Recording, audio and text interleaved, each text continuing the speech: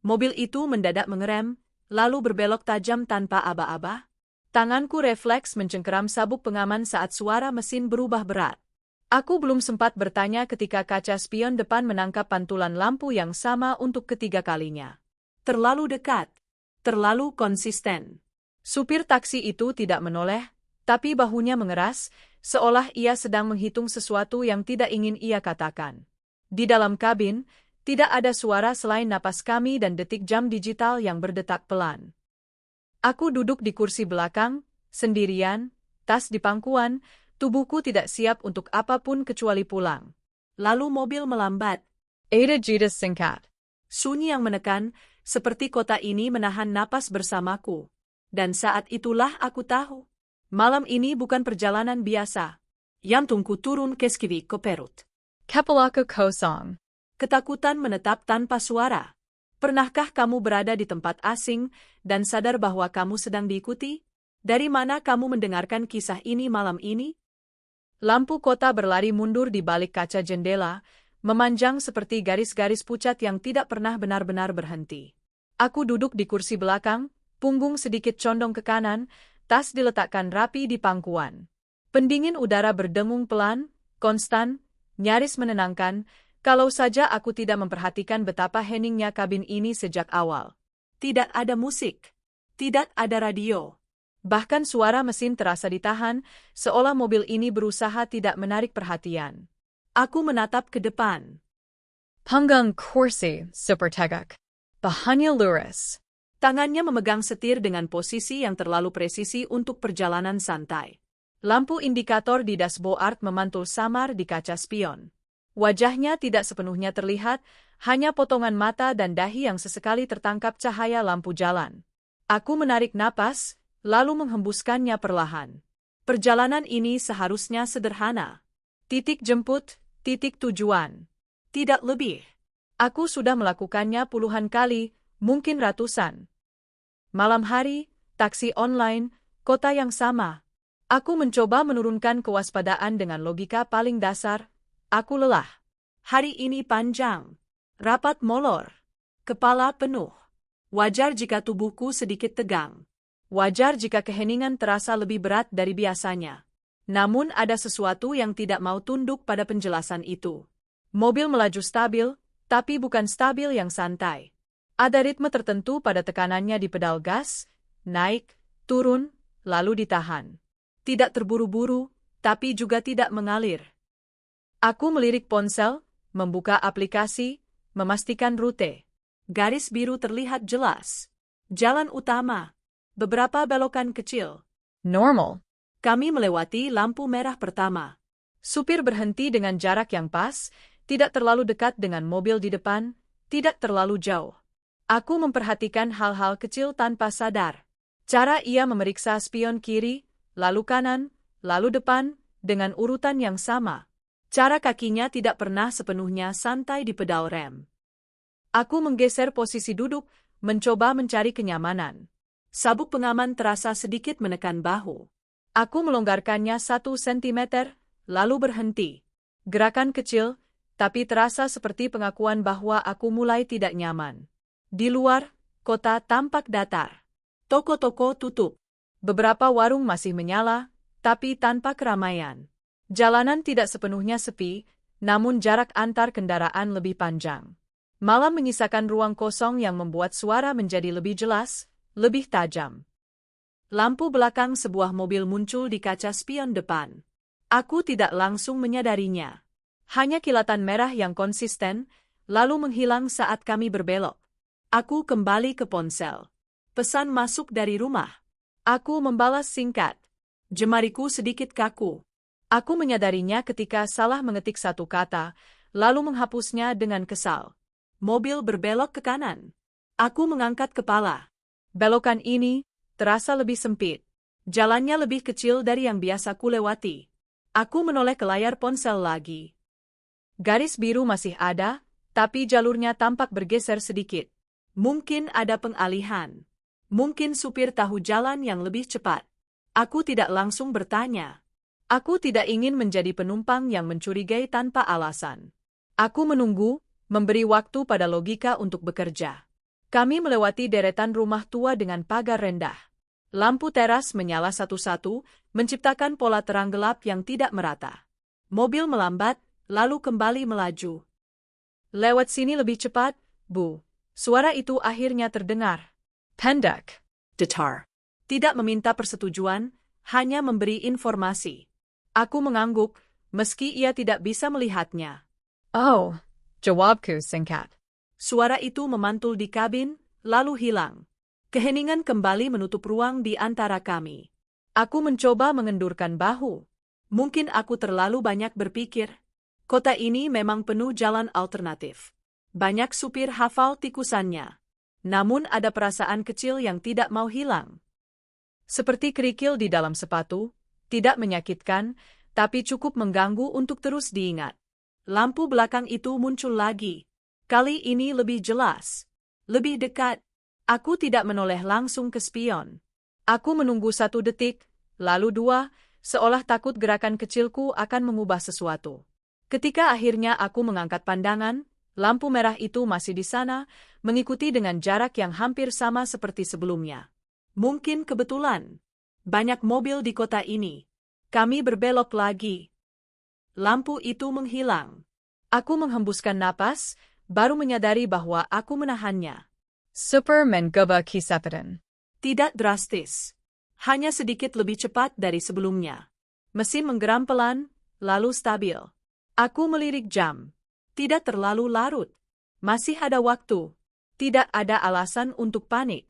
Namun tubuhku tidak sepenuhnya percaya pada pikiranku sendiri. Ada sesuatu tentang cara mobil ini bergerak, bukan cepat, bukan lambat, tapi waspada. Seperti hewan yang berjalan di malam hari, telinganya terangkat, ototnya siap.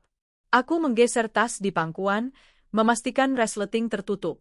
Tanganku berhenti di sana lebih lama dari yang diperlukan. Kami keluar dari kawasan rumah, masuk ke jalan yang lebih lebar. Lampu jalan lebih jarang. Ruang di antara cahaya terasa panjang. Lampu belakang itu muncul lagi. Kali ini aku yakin. Aku menelan ludah. Dadaku terasa lebih sempit. Aku mencoba meyakinkan diri bahwa aku hanya menghubungkan titik-titik yang tidak ada. Bahwa pikiranku sedang mencari ancaman karena lelah. Supir tidak mengatakan apa-apa. Tapi aku melihat bahunya sedikit mengeras. Kepalanya miring sepersekian derajat, cukup untuk menangkap pantulan di spion. Keheningan berubah. Tidak lagi netral. Ada ketegangan halus di udara, seperti listrik statis sebelum hujan. Aku membuka mulut, lalu menutupnya lagi. Apa yang akan kukatakan? Sepertinya kita diikuti? Kalimat itu terdengar berlebihan, bahkan di kepalaku sendiri. Aku memilih kalimat aman. Masih lama ya? Supir mengangguk kecil. Sedikit lagi. Nada suaranya tidak berubah. Itu yang membuatku semakin gelisah. Mobil melambat mendekati persimpangan. Lampu lalu lintas kuning, lalu merah. Kami berhenti. Mobil di belakang berhenti juga. Jaraknya rapat, tapi tidak terlalu dekat. Normal. Aku menatap lurus ke depan, berusaha tidak menoleh. Detik di jam dashboard bergerak lambat. 1, 2, 3. Lampu hijau. Supir tidak langsung melaju. Ia menunggu sepersekian detik lebih lama dari yang diperlukan, lalu menekan gas dengan halus. Mobil di belakang mengikuti. Kami berbelok lagi. Ini bukan rute yang ditunjukkan aplikasi. Aku menatap layar ponsel. Garis biru kini tampak menjauh, lalu menyesuaikan ulang. Estimasi waktu bertambah. Dadaku menjenkang. Aku membuka mulut, kali ini tidak menutupnya. Pak, kataku, berusaha menjaga suara tetap ringan, ini bukan jalan di aplikasi. Ada jeda sebelum ia menjawab. Sangat singkat, tapi cukup untuk membuat jantungku berdetak lebih cepat. Iya, katanya akhirnya. Ada sedikit macet di depan. Aku tidak melihat tanda macet. Jalan di depan tampak kosong, membentang lurus seperti pita gelap. Aku mengangguk pelan, meski rasa tidak percaya mulai merayap. Kepercayaan itu belum runtuh, tapi retaknya sudah terasa. Mobil terus melaju, menjauh dari jalur yang kukenal. Lampu belakang itu tetap ada, setia, seperti bayangan yang menolak ditinggalkan. Aku tidak tahu kapan tepatnya rasa tidak nyaman itu berubah menjadi kecurigaan. Tidak ada satu momen besar. Hanya akumulasi detail kecil yang akhirnya membentuk pola. Dan saat mobil berbelok sekali lagi, belokan yang sama sekali tidak ada di peta di kepalaku, aku menyadari satu hal dengan kejelasan yang membuat tengkukku dingin. Perjalanan ini tidak lagi terasa benar. Aku duduk lebih tegak. Tanganku mengepal pelan di atas tas. Napasku dangkal, terkontrol. Supir tidak menoleh. Ia terus mengemudi, tenang, terlalu tenang. Di kaca spion, lampu merah itu menyala lagi. Dan kali ini, ia tidak menghilang. Lampu merah itu tidak lagi terasa seperti bagian dari lalu lintas. Ia terasa seperti tanda. Seperti satu-satunya warna yang masih berani muncul di malam yang mulai menipis. Aku menahan diri untuk tidak terus-menerus menatap kaca spion, tapi mataku tetap kembali ke sana. Sekilas, lalu pura-pura tidak peduli. Lampu belakang mobil itu masih ada. 2 titik merah yang jaraknya seperti disetel, tidak pernah terlalu dekat sampai terlihat agresif, tapi juga tidak pernah jauh sampai bisa disebut kebetulan. Tanganku mengusap punggung tas di pangkuan, gerakan kecil yang biasanya menenangkan. Kali ini tidak. Kulit telapak tanganku terasa dingin. Keringat tipis muncul di sela jari, tapi punggungku justru kaku. Supir tetap diam. Di luar, jalanan melebar, lalu menyempit lagi. Lampu jalan muncul jarang-jarang, meninggalkan ruang gelap yang panjang di antara cahaya. Aku mencoba mengenali wilayahnya. Nama-nama jalan tidak muncul di kepalaku. Yang ada hanya bentuk-bentuk, pagar besi, pohon tinggi, papan iklan yang sudah pudar. Aplikasi di ponsel mengoreksi rute dengan tenang, seolah tidak ada yang salah. Estimasi waktu bertambah lagi, beberapa menit, angka kecil yang terasa seperti menunda sesuatu yang tidak ingin kutemui. Aku menelan ludah. Pak. Ini jauh, kataku, suaraku dibuat biasa, seperti orang yang hanya khawatir telat. Ada jita sepersekian detik. Supir mengangguk kecil, tanpa menoleh. Enggak jauh, Bu. Sebentar. Aku ingin percaya. Aku benar-benar ingin percaya. Karena kalau aku tidak percaya pada kalimat itu, aku harus percaya pada ketakutanku sendiri. Dan ketakutanku tidak punya batas. Lampu merah di spion berkedip sebentar ketika kami melewati jalan berlubang. Mobil di belakang tetap mengikuti, meniru kecepatan kami, meniru cara kami mengerem. Itu yang membuatnya terasa sinkron. Seperti 2 tarian yang sudah dilatih. Aku mengatur napas. Tarik pelan. Buang pelan. Aku mencoba mengingat hal-hal rasional, banyak mobil pulang lewat arah yang sama.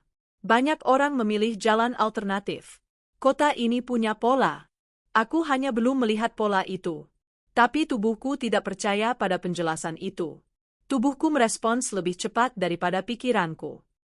Setiap kali supir mengurangi kecepatan, otot perutku ikut menegang. Setiap kali mobil belakang muncul lebih terang, tengkukku dingin. Kami mendekati lampu merah berikutnya. Persempanggan sepi. Tidak ada kendaraan di kiri kanan. Lampu merah itu menyala seperti mata yang memeriksa. Super berhenti. Mobil belakang berhenti juga. Jaraknya sama seperti sebelumnya, pas. Aku memaksa diri untuk menoleh. Sekali saja. Aku ingin melihat bentuknya, bukan hanya cahaya. Di kaca belakang, aku menangkap siluet mobil gelap. Jenisnya tidak terlalu jelas, tapi terlihat seperti sedan tua atau mungkin hatchback. Kakanya jelap. Lampu kabinnya mati. Tidak ada wajah yang bisa kutangkap. Hanya bodi dan 2 mata merah. Aku cepat-cepat mengalihkan pandangan, seolah menatap terlalu lama bisa mengundang perhatian. Pak, kataku lagi, lebih pelan, itu mobil dari tadi ya. Kali ini supir tidak langsung menjawab. Bahunya naik sedikit, lalu turun. Tangannya tetap disetir, tapi jari-jarinya terlihat lebih kencang. Bu, katanya akhirnya, masih tanpa menoleh, ibu jangan lihat belakang terus. Kalimat itu seharusnya menenangkan. Tapi yang kurasakan justru sebaliknya. Seperti ada alasan kenapa aku tidak boleh melihat. Ada apa? Tanyaku, suaraku mulai pecah sedikit di ujung. Superman gila napas pelan. Enggak apa-apa. Lampu hijau menyala. Supir melaju, tapi tidak cepat. Ia menunggu sepersekian detik, lalu bergerak dengan ritme yang sama seperti sebelumnya, terukur. Mobil belakang ikut. Tidak terburu-buru. Tidak menyerah. Aku menatap jalan di depan, mencoba memindahkan fokus. Namun setiap beberapa detik, mataku kembali ke spion, seperti kebiasaan yang tidak bisa dihentikan. Di dalam kabin, keheningan tidak lagi kosong. Keheningan kini diisi oleh hal-hal kecil. Gesekan kain bajuku ketika aku bergeser, bunyi klik halus dari sinyal belok, dengung AC yang tiba-tiba terasa terlalu keras. Semua suara menjadi jelas karena aku menunggu suara yang lain, suara yang mengonfirmasi ketakutanku. Aku membuka ponsel lagi. Jari-jariku gemetar halus saat mengetik pesan pada suamiku. Aku di jalan. Bertinya agak beda. Aku menatap layar, ragu mengirim. Kalimat itu terdengar terlalu biasa. Terlalu kecil untuk situasi yang kurasakan. Aku menambahkan satu kata, aneh. Aku kirim.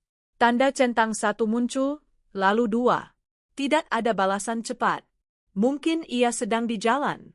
Mungkin ponselnya tidak di tangan. Hal kecil seperti itu yang biasanya tidak masalah kini terasa seperti lubang. Aku menelan ludah lagi, menahan keinginan untuk menelepon. Menelepon berarti mengakui panik. Menelepon berarti memberi suara pada ketakutan di ruang sempit ini. Supir der belok ke kiri. Aku menatap peta. Belokan ini tidak ada di rute awal.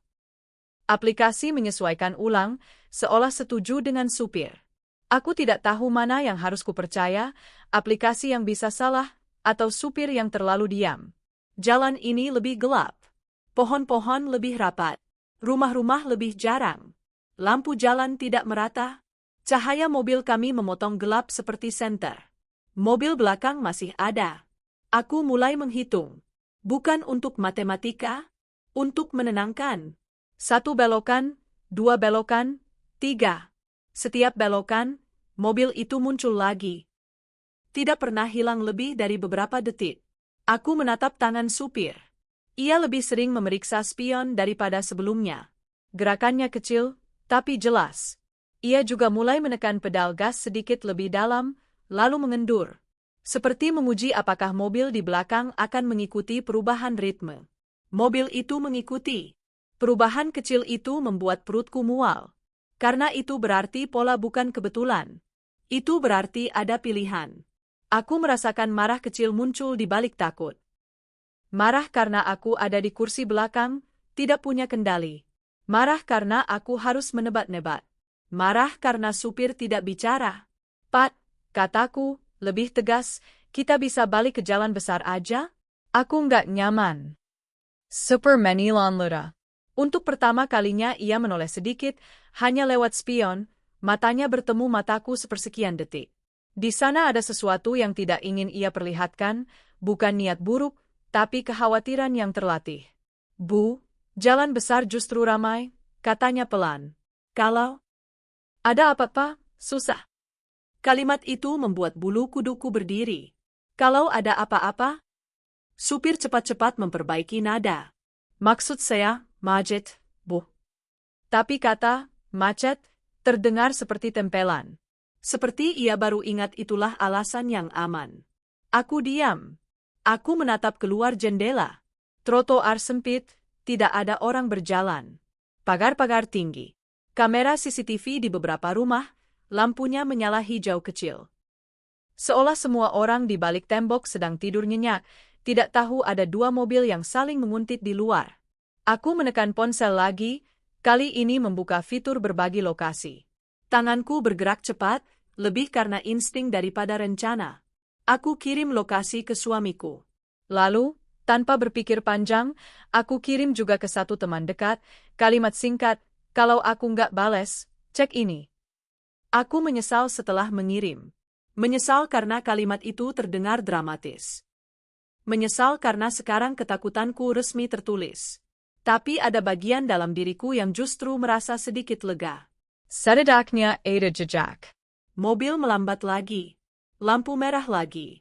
Kota ini rasanya terlalu sering memberi lampu merah malam ini, seperti ingin menahan kami lebih lama di tempat terbuka. Kami berhenti. Aku melihat ke spion. Mobil itu berhenti juga. Jaraknya tetap. Aku menatap lebih lama sekarang. Bodi mobilnya jalap, katnya kizam.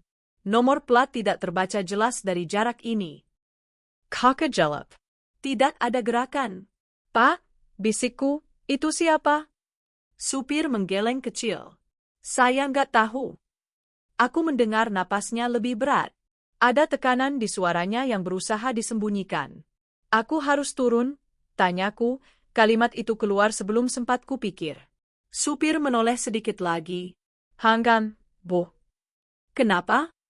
Ia kembali menatap jalan depan. Lampu merah masih menyala. Detik Teresa lambat.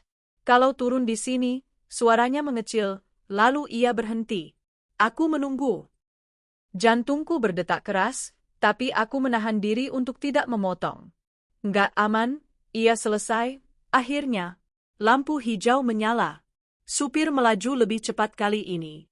Tidak ngebut, tapi cukup untuk membuat tubuhku terdorong sedikit ke belakang. Mobil di belakang ikut, jaraknya tidak bertambah jauh. Bahkan terasa sedikit lebih dekat. Aku menggenggam tas lebih erat. Aku mulai memikirkan hal-hal praktis. Pintu belakang bisa dibuka dari dalam, tapi apakah bisa kubuka saat mobil jalan? Aku melihat gagang pintu, memastikan posisinya. Aku memeriksa jendela, apakah bisa kubuka sedikit.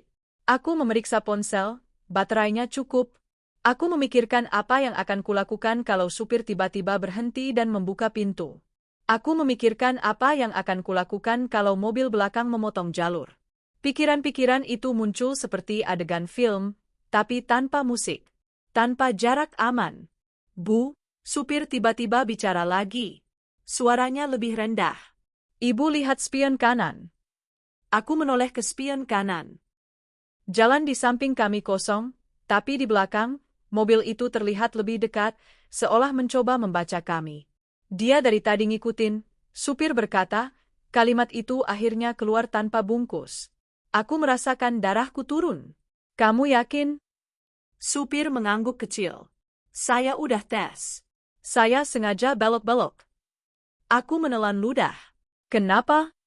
Supir tidak langsung jawab. Ia memeriksa spion lagi. Bu, saya nggak mau bikin ibu takut, tapi... Ia berhenti. Ada jeda yang membuat dadaku makin sesak. Tapi apa? Suara kepeka. Tapi ini nggak biasa, katanya. Akhirnya, aku memejamkan mata sepersekian detik, lalu membukanya.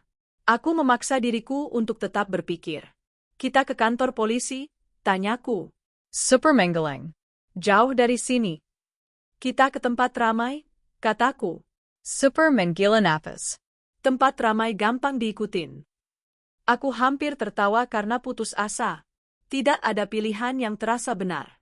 Semua pilihan punya konsekuensi. Mobil berbelok lagi, masuk ke jalan yang lebih sempit. Aku ingin protes, tapi lidahku terasa berat. Aku menatap peta. Aplikasi menunjukkan garis yang semakin menjauh dari rute awal. Estimasi waktu bertambah lagi. Aku tidak peduli soal waktu. Aku peduli soal tempat. Pak, kita kemana? Tanyaku. Supir menjawab cepat, seperti sudah menyiapkan jawaban. Saya cari puteran, Bu. Puteran? Aku mengulang, bingung. Ia mengangguk. Kalau dia ikut puteran yang sama, berarti benar. Aku merasakan mual. Ia sedang menguji, dan aku ikut diuji tanpa persetujuan. Kami sampai di bundaran kecil, sepi, hanya ada taman di tengah dengan lampu taman redup. Supir memutar sekali. Aku menatap spion. Mobil itu ikut masuk bundaran. Supir memutar 2 kali. Mobil itu tetap di belakang, mengikuti lingkaran yang sama, jarak yang sama. Aku merasakan sesuatu runtuh pelan dalam diriku. Bukan teriakan, bukan tangis. Hanya kenyataan yang menempel seperti udara lembab. Supir keluar dari bundaran, melaju. Aku menatap tangan sendiri. Jari-jariku pucat karena menggenggam terlalu kuat. Aku memaksa diri untuk melonggarkan. Bu, supir berkata, suaranya kini lebih tegas, tapi juga lebih pelan. Ibu jangan panik. Aku menelan ludah. Aku nggak panik. Kebohongan yang buruk. Supir tidak menertawakan. Ia hanya mengangguk, seperti mengerti. Kalau ibu punya orang rumah, telepon. Aku mengangguk, lalu menekan nomor suamiku. Nada sambung terdengar, 1 kali, 2 kali. Aku menahan napas. Ia mengangkat. Kamu di mana? Suara suamiku terdengar khawatir. Aku di taksi, kataku cepat, berusaha tidak menangis. Retinia ne. Ada mobil ngikutin. Di kursi depan, supir menatap spion, seolah mendengarkan kata-kataku tanpa menoleh. Apa? Suara suamiku naik. Aku nggak tahu, kataku, napasku pendek. Kamu bisa cek lokasi. Aku lihat, katanya cepat. Kamu jangan turun. Kamu tetap di mobil. Kamu aman? Aku menelan ludah. Pertanyaan itu seperti menghantam.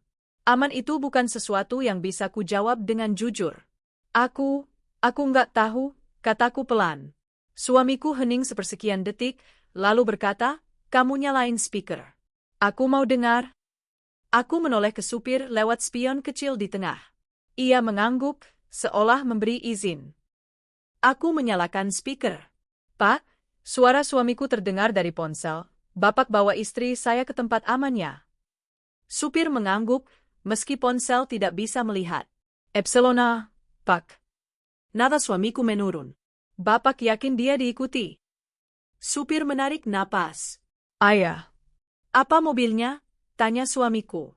Supir menatap spion, mencoba membaca. Jelap. Kakak jelap. Saya nggak bisa lihat orangnya. Aku mendengar suamiku mengumpat pelan.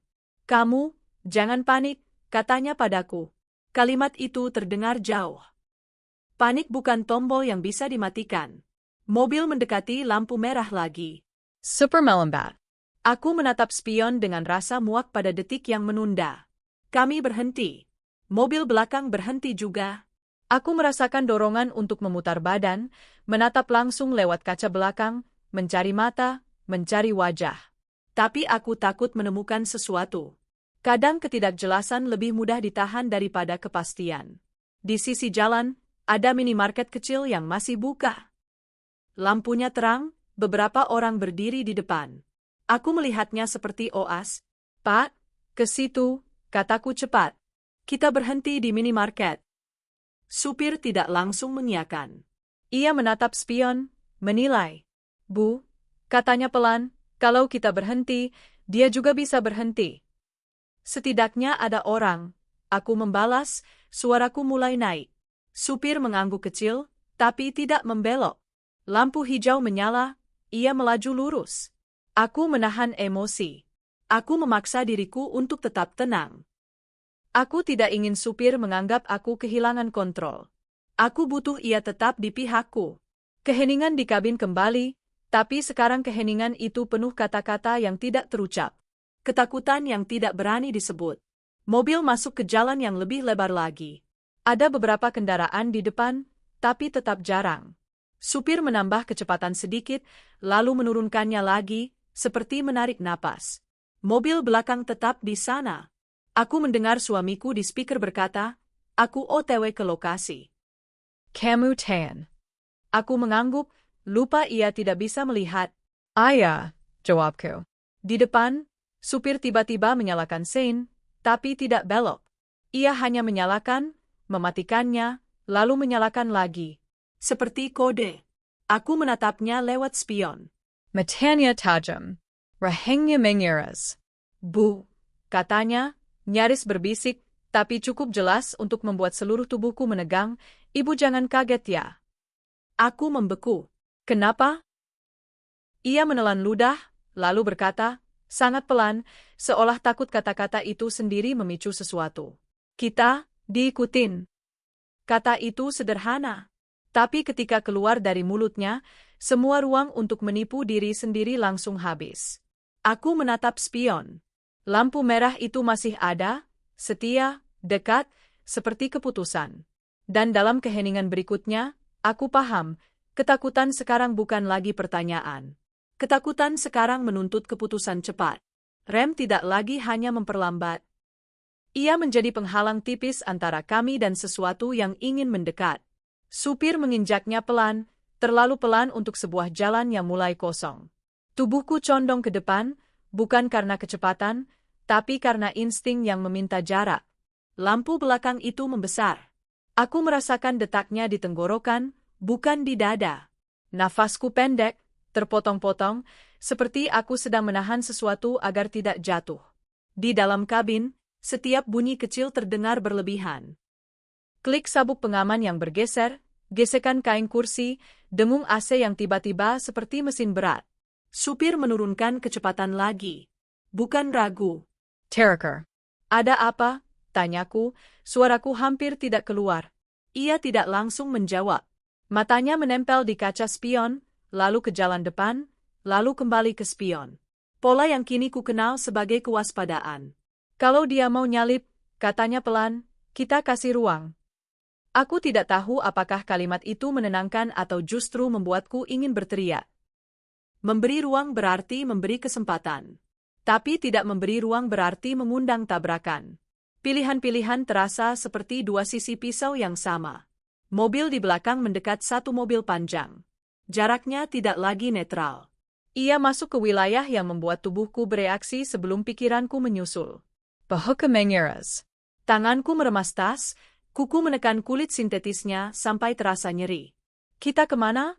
Tanyaku lagi, kali ini lebih tegas. Supir menunjuk ke depan dengan dagu.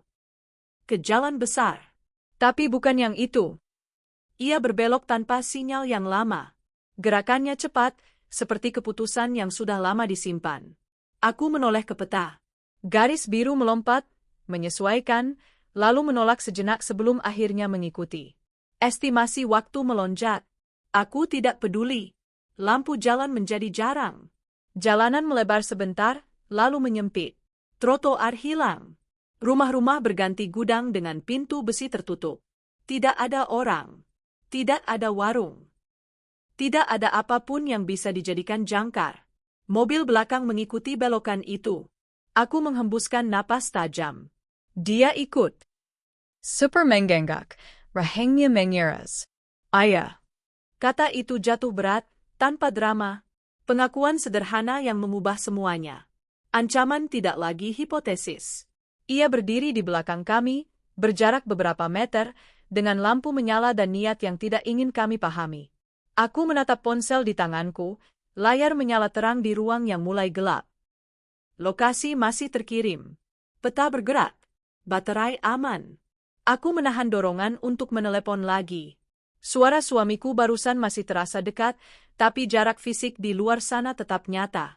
Kita berhenti, tanyaku, kalimat itu terdengar bodoh begitu keluar. Super menggeleng. Bukan sekarang. Kenapa? Ia menatap spion lagi. Kalau berhenti, dia bisa turun. Kalimat itu menancap. Aku membayangkan pintu terbuka, langkah cepat, ruang sempit yang tidak bisa kututup. Aku menggeleng, bukan pada supir, tapi pada gambaran itu sendiri. Kami mendekati persimpangan tanpa lampu. Supir memperlambat, lalu berhenti sejenak, terlalu singkat untuk disebut berhenti, terlalu lama untuk disebut melaju. Aku menahan napas. Mobil belakang ikut melambat, jaraknya kini terlalu dekat untuk nyaman. Supir membelokkan setir keskivi ke kiri, tayam. Mesin meraung singkat, tutuhku terdorong keskivi ke kanan. Aku menahan teriakan, menggigit bibir. Ban mencicit ringan, lalu menemukan cengkeramannya. Mobil belakang ikut berbelok, sedikit terlambat, tapi cukup cepat untuk tidak tertinggal. Aku merasakan panik naik seperti air, mengisi ruang kosong yang sebelumnya masih bisa diisi logika. Panik itu tidak berteriak. Ia menekan, membuat pandangan menyempit, membuat setiap pilihan terasa seperti kesalahan. Pak, kataku, suaraku pecah, kita nggak bisa begini. Supir tidak menoleh. Bu, dengar saya. Kita jangan bikin dia yakin. Yakin apa? Yakin kita takut. Aku hampir tertawa karena putus asa. Bagaimana caranya tidak terlihat takut ketika jantungku memukul tulang rusuk dari dalam? Ketika tubuhku ingin keluar dari mobil ini, ingin lari ke cahaya manapun, mobil di belakang semakin dekat. Lampunya menyilaukan, memantul di kaca, membuat bayangan kami bergetar. Aku mengangkat tangan, menutupi mata sejenak, lalu menurunkannya. Aku tidak boleh kehilangan pandangan. Super mempercepat. Mesin menggeram lebih keras. Jalanan lurus, kosong, panjang. Kecepatan bertambah, tapi jarak tidak berubah. Mobil belakang menyesuaikan, seperti bayangan yang terikat. Dia jago nyetir, gumam supir, lebih pada dirinya sendiri. Aku mendengar nada di suaranya berubah. Bukan takut, lebih seperti perhitungan yang cepat. Seperti seseorang yang sedang memilih dari opsi-opsi buruk. Kami melewati jembatan kecil. Lampu di sisi jembatan mati setengah. Di bawah, sungai gelap mengalir tanpa suara. Aku menelan ludah. Jembatan selalu membuatku merasa terjebak. Tidak bisa berhenti, tidak bisa berbalik. Mobil belakang memperpendek jarak lagi. Aku merasakan hembusan angin dari kecepatannya. Lampunya menyinari bagian dalam kabin, membuat bayangan wajah kami muncul dan hilang. Super menjenjakram. Bukan keras. Cukup untuk mengirim sinyal. Mobil belakang mengerem juga, tapi terlambat setengah detik. Jaraknya kini berbahaya. Aku menjerit kecil, tidak keras, tapi cukup untuk membuat tenggorokanku perih. Pak, teriakku. Tenang, katanya cepat. Saya cuma mau lihat reaksinya. Aku tidak tahu apakah aku ingin memeluk atau memukulnya. Reaksi apa lagi yang perlu dilihat ketika semuanya sudah jelas? Kami keluar dari jembatan, masuk ke jalan yang sedikit lebih terang. Ada dua mobil di depan, jauh. Aku menatapnya seperti orang yang melihat daratan dari laut. Ada harapan, tipis. Supir menambah kecepatan, berusaha mendekati dua mobil itu. Mobil belakang ikut mempercepat, tapi kini harus berbagi ruang. Jaraknya tidak bisa lagi sedekat sebelumnya. Aku merasakan sedikit lega, kecil dan rapuh. Napasku sedikit lebih dalam. Bagus, bisikku, lebih pada diriku sendiri. Supir mengangguk kecil. Ayah. Namun kelegaan itu tidak bertahan lama. Dua mobil di depan berbelok ke arah yang berbeda, meninggalkan kami lagi di ruang kosong. Jalan kembali sepi. Gelap kembali panjang. Mobil belakang kembali mendekat. Aku memejamkan mata sepersekian detik, lalu membukanya. Aku tidak boleh menutup diri sekarang. Aku harus hadir. Aku harus melihat. Kita ke kantor polisi, tanyaku lagi, memaksa opsi itu kembali. Supir menggeleng, lebih tegas. Terlalu jauh. Dan dia bisa ikut. Ke rumah sakit, aku mencoba. Lebih terang, katanya, menimbang. Tapi jauh. Kita cari pos satpam, kataku, cepat. Supir mengangguk, seperti akhirnya menemukan sesuatu yang bisa dikerjakan. Ayah. Ia berbelok ke kanan, masuk ke jalan yang lebih kecil tapi lebih hidup. Ada beberapa motor. Ada warung tenda dengan lampu putih terang. Ada suara televisi dari kejauhan. Dunia tiba-tiba terasa sedikit berpenduduk. Mobil belakang ikut berbelok. Aku merasakan kemarahan kecil muncul, bercampur takut. Dia berani banget, kataku, tidak tahu pada siapa. Super minatapspian, matanya menyepet. Itu artinya dia yakin. Kata itu membuat dadaku dingin. Yakin tentang apa? Tentang kami yang sendirian? Tentang dirinya yang tidak akan dihalangi? Kami melewati pos satpam kecil di ujung jalan. Lampunya menyala. Ada satu orang duduk di kursi plastik, menunduk melihat ponsel. Pak, berhenti, kataku cepat. Super memperlambat, ragu sepersekian detik. Mobil belakang memperlambat juga, jaraknya kini sangat dekat. Sekarang, desaku. Supir mengerem, berhenti tepat sebelum pos. Aku membuka pintu sebelum mobil benar-benar berhenti. Kakiku menyentuh aspal, sedikit goyah. Aku berlari 2 langkah ke arah pos, melambaikan tangan. Pak, teriakku. Satpam mengangkat kepala, terkejut. Mobil belakang berhenti beberapa meter di belakang kami. Mesinnya tetap menyala. Aku berbalik, menatap mobil itu untuk pertama kalinya dengan niat penuh. Aku ingin melihat siapa di balik kaca gelap itu. Kaca tetap gelap. Tidak ada jendela yang terbuka. Tidak ada pintu yang terbuka. Sapham berdiri mendekat. Ada apa, Bu? Aku menunjuk mobil itu dengan tangan gemetar. Mobil itu ngikutin. Satpam menatap mobil tersebut, lalu kembali ke mobil. Ia berjalan beberapa langkah ke arah jalan, berdiri di antara dua kendaraan. Mobil belakang tetap diam. Supir turun dari mobil, berdiri di sampingku.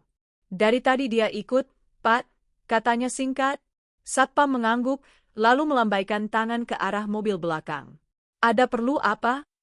Tidak ada jawaban. Mesin tetap menyala. Detik berjalan lambat. Aku menahan napas. Aku menyadari betapa terbukanya kami di sini. Di bawah lampu putih, dengan tubuh yang bisa dilihat, sementara mereka tetap di dalam bayangan. Tiba-tiba mobil belakang mematikan lampu. Mesin masih menyala, tapi lampunya padam. Aku mundur satu langkah, refleks. Jantungku berdegup lebih keras. Pak, bisikku. Satpam menegakkan bahu. Nyalakan lampunya, katanya, suaranya lebih keras. Tidak ada respon. Lalu, tanpa peringatan, mobil itu maju sedikit. Hanya sedikit. Cukup untuk mengancam jarak. Aku merasakan supir di sampingku menegang. Tangannya menjepol. Bu, masuk, katanya cepat. Aku tidak menunggu dua kali. Aku berbalik, masuk ke mobil, menutup pintu keras-keras. Supir sudah di kursinya, mesin meraung saat ia menginjak gas.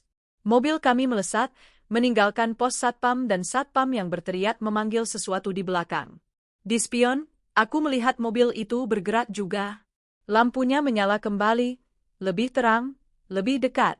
Aku menjerit kali ini, tidak bisa menahannya. Suara kepeka. Terbuka jamatar. Zupia memaku mobil.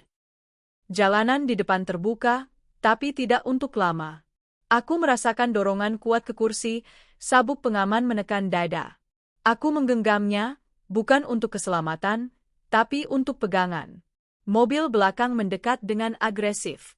Tidak lagi menjaga jarak. Ia seperti ingin menelan kami. Supir berbelok tajam ke kiri, masuk ke jalan sempit yang tidak pernah kulihat sebelumnya. Bom kembali mencicit.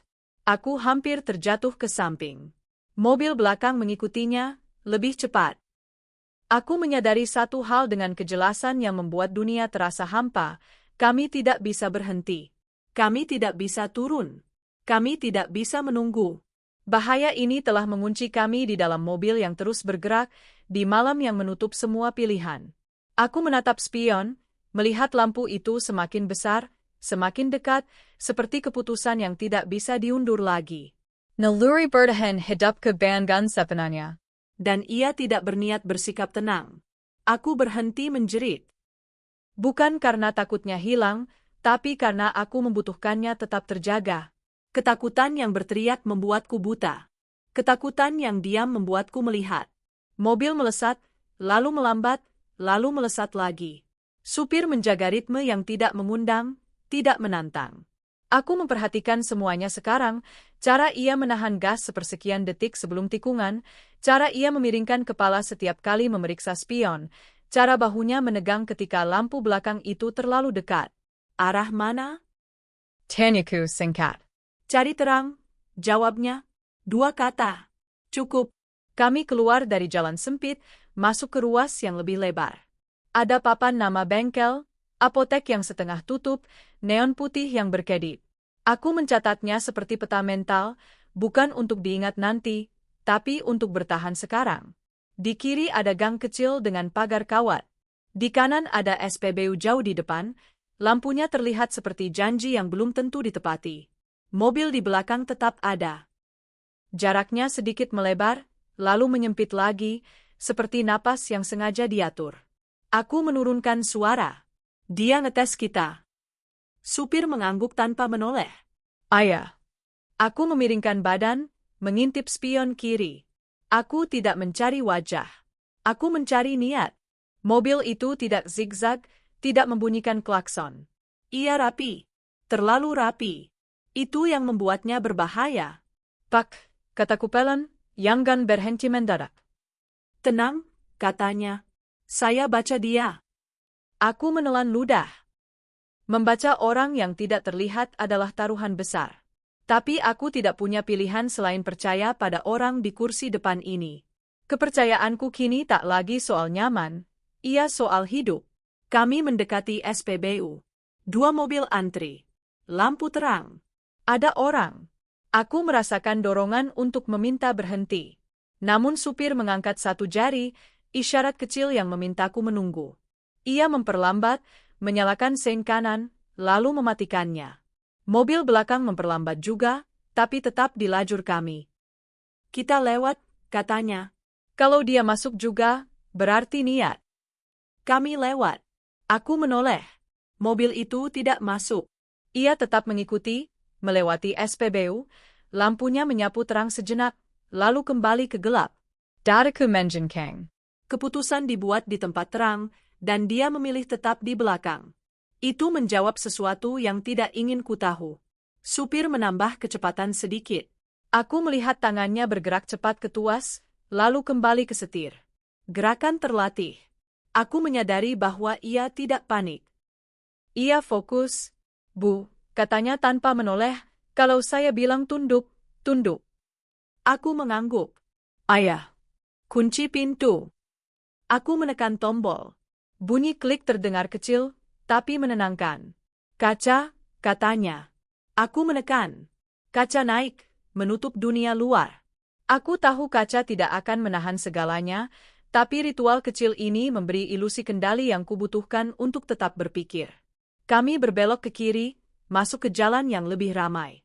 Warung tenda, motor parkir, orang berdiri sambil merokok. Aku melihat kesempatan. Mobil belakang ikut, tapi kini harus berhati-hati. Ia menjaga jarak lebih sopan.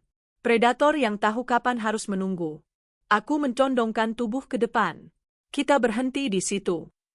Supir menggeleng kecil. Jangan. Dia nunggu kita salah. Kita minta bantuan orang. Orang gak ikut, katanya. Mobil ikut. Aku menggertakkan gigi. Logika itu dingin, tapi masuk akal. Lampu merah. Kami berhenti. Aku menatap lurus, mengatur napas. Motor-motor berhenti di samping. Aku bisa membuka pintu dan berteriak. Aku bisa.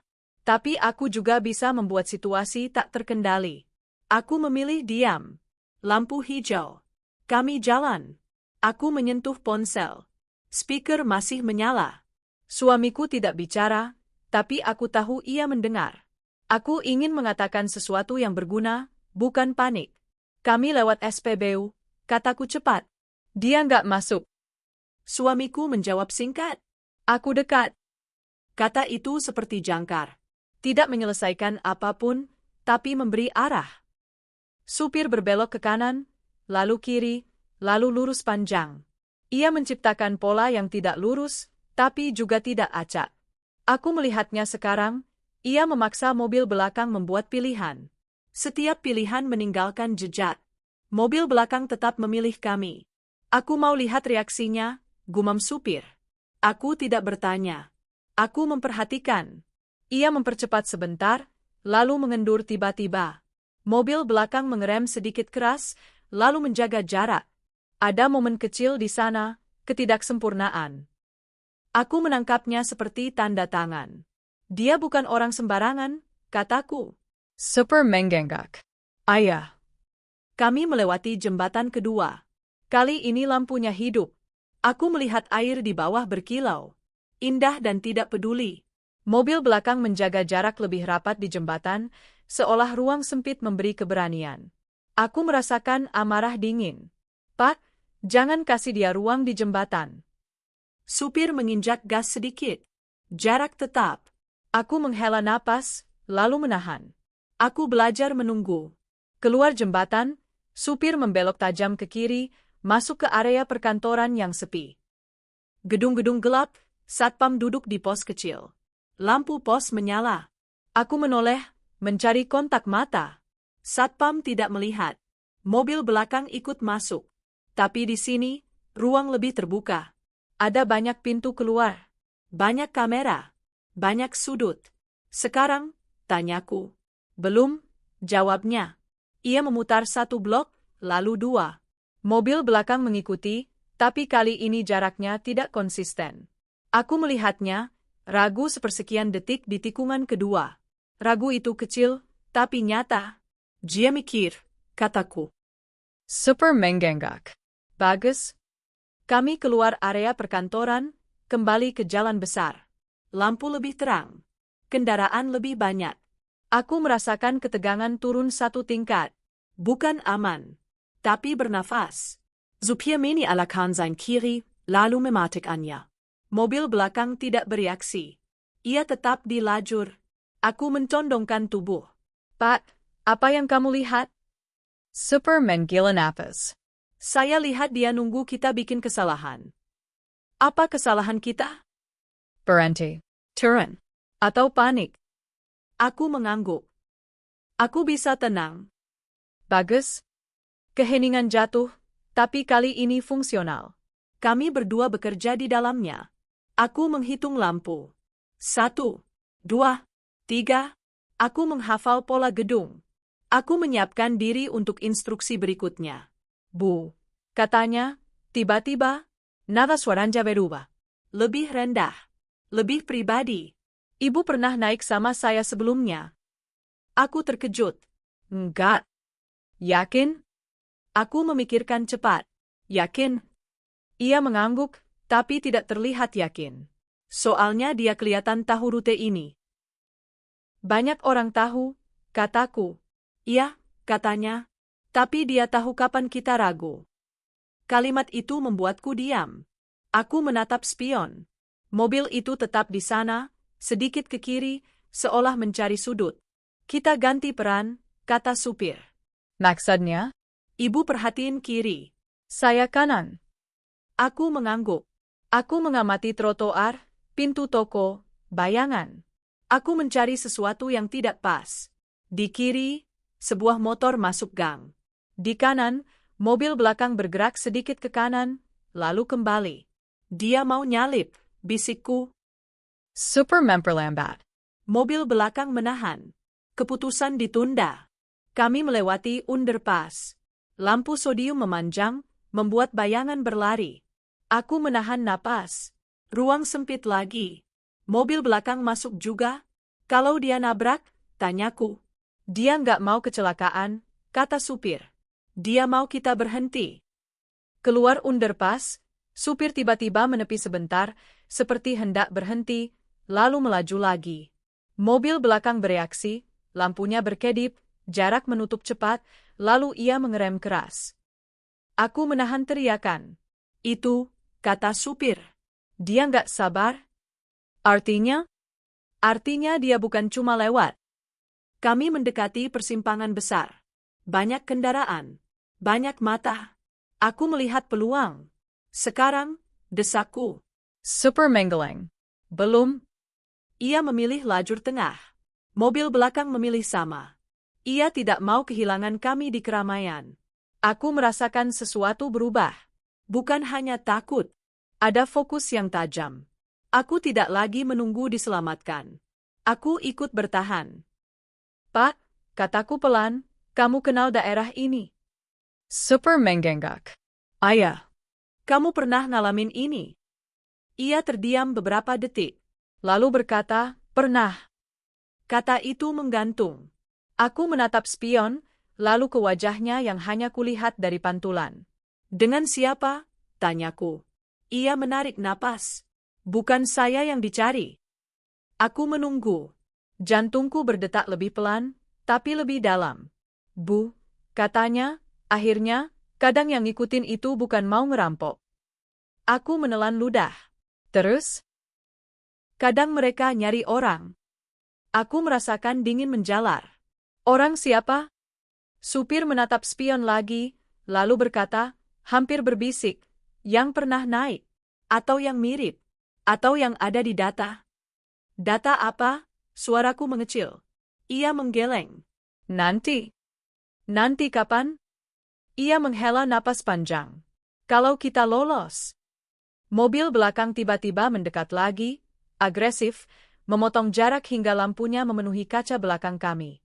Supir menginjak gas, lalu mengerem ringan, lalu gas lagi. Aku merasakan sabuk menekan dada. Bu, katanya cepat, pegang. Aku memegang sandaran kursi depan, kuat. Nafasku pendek, tapi teratur. Sekarang, katanya. Apa? Kita bikin dia pilih. Supir membelok tajam ke kanan, masuk ke lajur yang memaksa keputusan cepat. Aku menatap spion. Mobil belakang ragu sepersekian detik, cukup lama untuk mengungkapkan sesuatu yang mengejutkan. Ia tidak ingin terlihat. Ia ingin dekat, tapi tidak terlihat jelas. Supir menghela napas, seperti seseorang yang baru saja memastikan dugaan. Bu, katanya, suaranya berat, saya tahu kenapa dia nempel. Aku menelan ludah. Kenapa? Ia tidak langsung menjawab. Ia memeriksa spion sekali lagi, lalu ke jalan, lalu kembali ke spion. Karena, katanya pelan, dia bukan sendirian. Kalimat itu jatuh di kabin seperti benda berat. Aku menatap spion, mencari bayangan lain, mencari cahaya kedua. Dan, ia menambahkan, dia bukan mulai malam ini. Aku membuka mulut, tapi tidak ada suara yang keluar. Dadaku terasa kosong, seperti udara dihisap. Dia udah nunggu, kata supir, sebelum kita jalan. Mobil belakang mendekat lagi, lebih agresif. Harapan kecil yang sempat muncul kini berubah menjadi pertanyaan yang lebih besar dan lebih berbahaya. Aku berhenti bertanya tentang siapa supir itu sebenarnya. Pertanyaan itu tidak akan membantuku bertahan. Yang kupikirkan sekarang hanya satu, apakah ia akan meninggalkanku jika keadaan memburuk? Mobil melaju dengan kecepatan sedang, tidak lagi mencoba menjauh terlalu cepat, tidak juga memberi jarak. Di dalam kabin, ritme napas kami mulai selaras, pendek, tertahan, fungsional. Aku memperhatikan cara ia mengemudi seperti orang membaca wajah, detail kecil, jeda, tekanan yang nyaris tak terlihat. Bu, katanya pelan, ibu dengar saya, ya. Aku mengangguk. Aku dengar. Kita nggak boleh bikin dia yakin kita sendirian. Aku mengernyit. Maksudnya? Yakin kalau kita nggak punya saksi. Nggak punya tujuan. Nggak punya orang. Aku memandang ponsel di tanganku. Lokasi masih aktif. Speaker masih menyala. Aku memastikan layar tetap terang. Hal-hal kecil yang bisa dilihat dari luar kalau seseorang cukup dekat. Kalau kita ke kantor polisi sekarang, tanyaku, masih memaksa opsi itu. Super menggeleng. Dia bisa ikut sampai depan. Terus apa? Aku tidak menjawab. Aku tahu jawabannya, tidak ada apa-apa. Kami akan berhenti, ia akan berhenti. Dunia akan tetap berjalan, dan ancaman tetap berdiri di dekat kami. Aku merasakan keraguan lain muncul, bukan pada mobil di belakang, tapi pada pria di depan.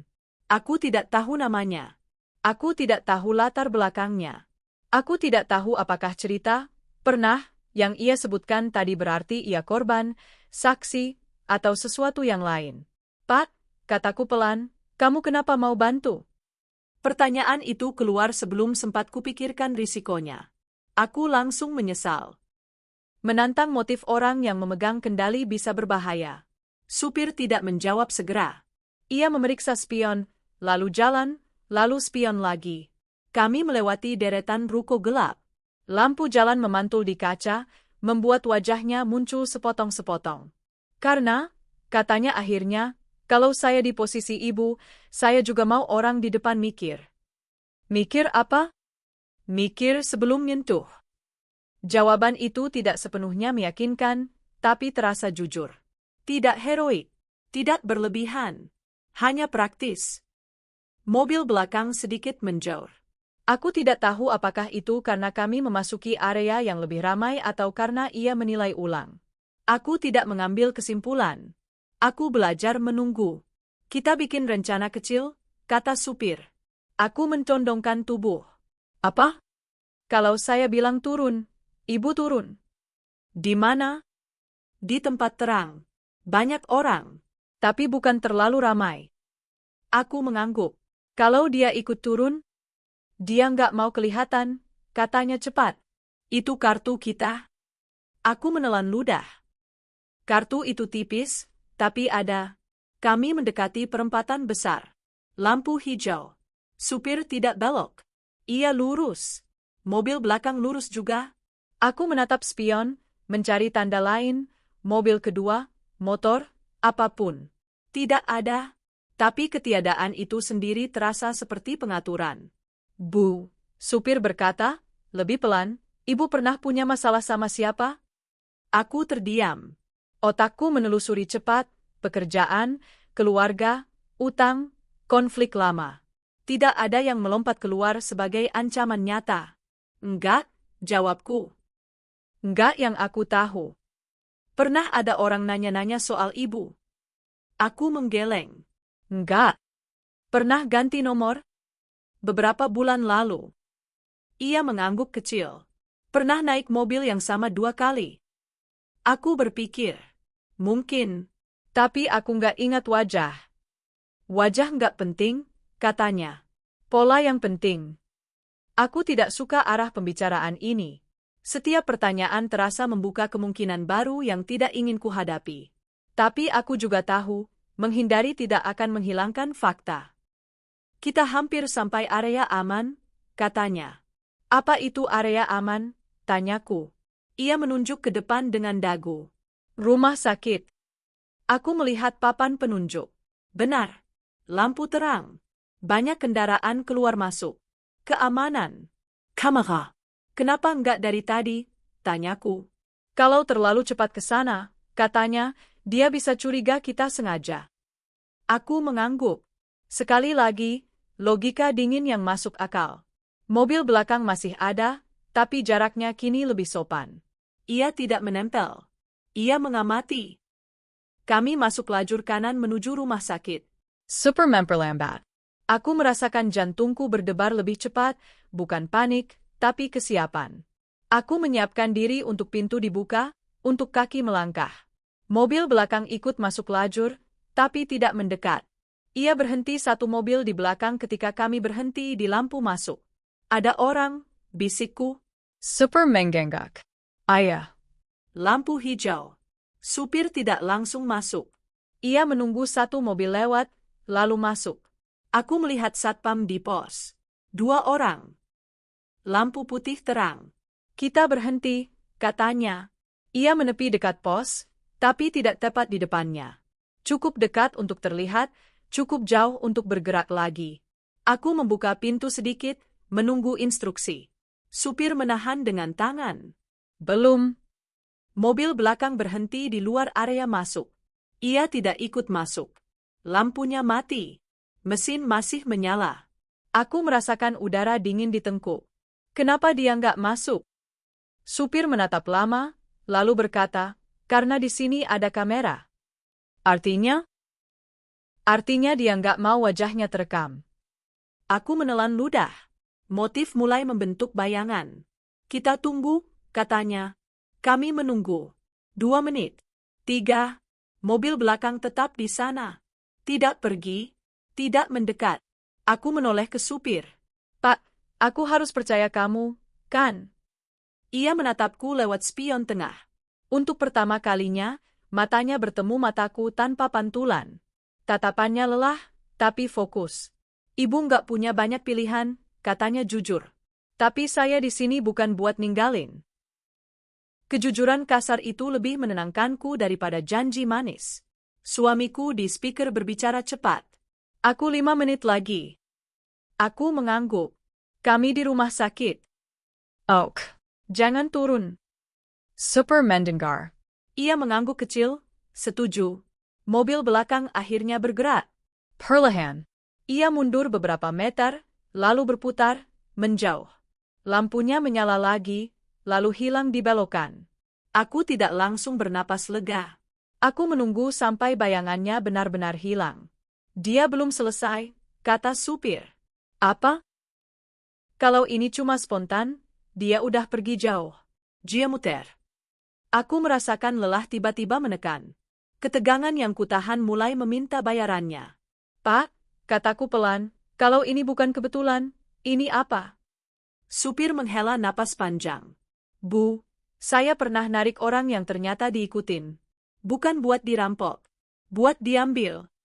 Diambil? Suaraku mengecil. Ayah. Buat ditekan. Buat ditanya. Kadang buat dipaksa. Siapa? Ia menggeleng. Bukan ranah saya. Terus kenapa aku? Supir menatap jalan. Kadang bukan soal siapa. Tapi kapan? Kalimat itu membuatku diam lama. Kapan? Waktu? Kesempatan? Bu, katanya, ibu kerja di mana? Aku ragu. Lalu menjawab singkat. Perusahaan swasta.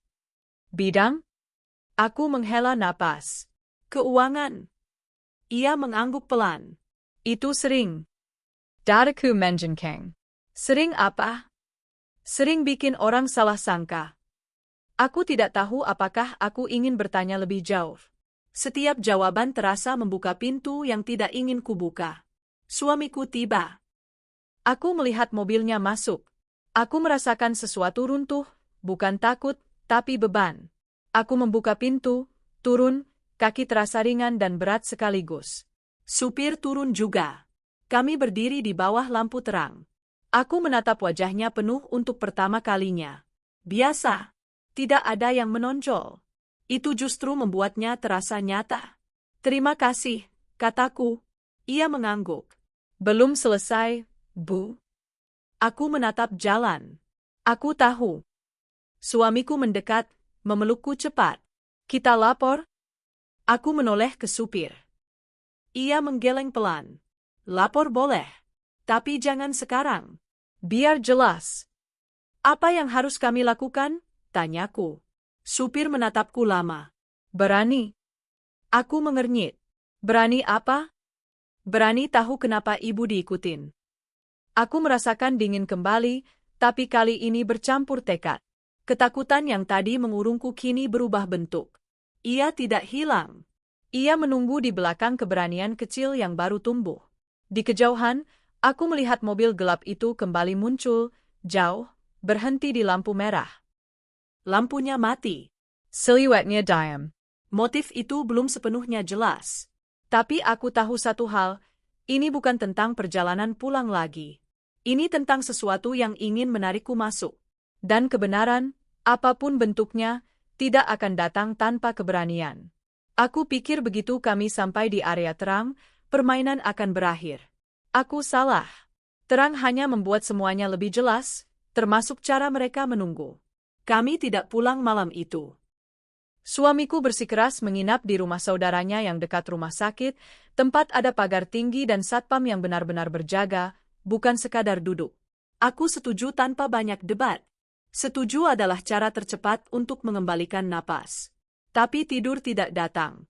Di kamar tamu yang rapi, aku berbaring dengan mata terbuka, mendengar suara AC dan langkah orang lewat di lorong. Setiap suara pintu geser, setiap bunyi ponsel bergetar, membuat ototku menegang seperti refleks.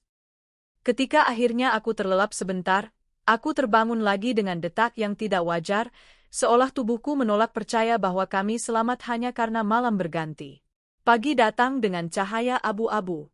Suamiku duduk di ujung ranjang, memegang ponsel, membaca sesuatu berkali-kali. Wajahnya keras, tapi matanya tidak fokus. Aku mengenal ekspresi itu. Ekspresi orang yang sedang menyusun fakta agar bisa dicerna tanpa hancur.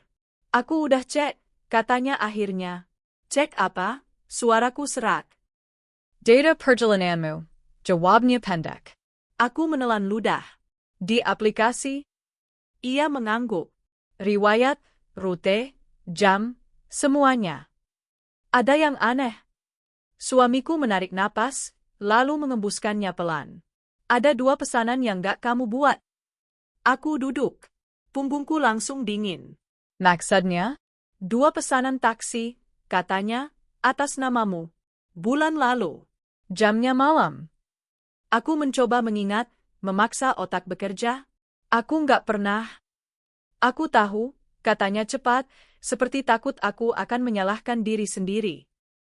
Tapi tercatat. Aku menatapnya lama. Di kepala, potongan-potongan mulai bergerak. Nomor yang pernah diganti.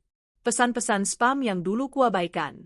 Panggilan tak dikenal yang tidak kuangkat. Semua yang terasa biasa kini seperti serpihan kaca. Berarti, akun aku, tanyaku. Bisa, jawabnya, atau datamu bocor? Kata bocor terasa seperti sesuatu yang merembes dari dinding rumah. Pelan, tak terlihat, sampai tiba-tiba membusuk. Aku merasakan marah tertahan naik dari perut. Bukan marah yang ingin meledak, tapi marah yang membuat napas lebih teratur. Marah karena aku dijadikan target tanpa izin. Marah karena seseorang punya akses ke hidupku seperti membuka laci. Siapa? Aku bertanya, tidak pada suamiku, tapi pada udara. Suamiku menatap ponsel lagi. Ada satu hal, katanya. Nomor yang dipakai buat pesanan itu beda. Dari mana? Tanyaku. Dari perangkat lain, katanya, suaranya turun. Bukan ponselmu. Aku memejamkan mata sebentar. Aku merasakan titik-titik mulai tersambung, bukan karena aku pintar, tapi karena pola itu memaksa terlihat. Kami sarapan tanpa rasa. Roti terasa seperti kertas. Kopi terasa pahit yang tidak menolong. Aku menatap meja makan, melihat pantulan wajahku di permukaan sendok, dan untuk pertama kali sejak semalam, aku bertanya pada diri sendiri dengan jujur, apa yang sebenarnya mereka mau dariku? Supir taksi itu, pria yang tidak kukenal tapi tadi malam menjadi satu-satunya penghalang. Mengirim pesan singkat ke ponselku. Tanpa emotikon. Tanpa basa-basi. Bu, jangan pulang dulu. Mereka masih muter. Aku menatap layar, jantungku mengencang lagi. Suamiku membaca pesan itu, rahangnya mengeras. Kita harus lapor, katanya. Aku menggeleng pelan. Bukan karena menolak. Tapi karena aku merasakan sesuatu, kalau kami masuk jalur formal tanpa arah, mereka akan tetap punya waktu. Mereka akan tetap punya ruang. Dan yang terpenting, kami belum tahu bentuk jaringnya. Masuk tanpa peta hanya membuat kami bergerak di tengah jaring, bukan keluar. Aku mau tahu dulu, kataku. Suamiku menatapku seolah aku gila. Tahu apa? Tahu kenapa? Jawabku. Kenapa aku? Kenapa malam itu? Suamiku terdiam lama. Lalu ia berkata pelan, karena kamu punya sesuatu. Aku menelan ludah. Apa? Ia memandang keluar jendela, ke halaman kecil dengan pohon yang daunnya basah oleh embun. Di kantor, katanya, kamu baru pindah divisi, kan? Aku mengangguk. Kamu bawa laptop kantor ke rumah? Aku menggeleng. Enggak. Kamu pernah kirim file ke email pribadi? Enggak, jawabku cepat. Suamiku mengangguk, tapi ekspresinya tetap berat. Tapi kamu yang pegang akses. Akses. Kata itu seperti pintu.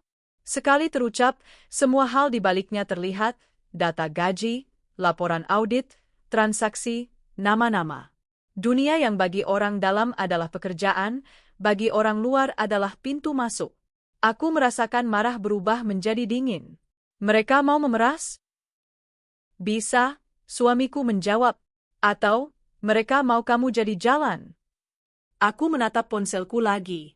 Pesan supir tadi malam terulang di kepala, kadang mereka nyari orang. Kadang buat ditekan. Buat dipaksa. Aku berdiri. Kita nggak bisa cuma nunggu.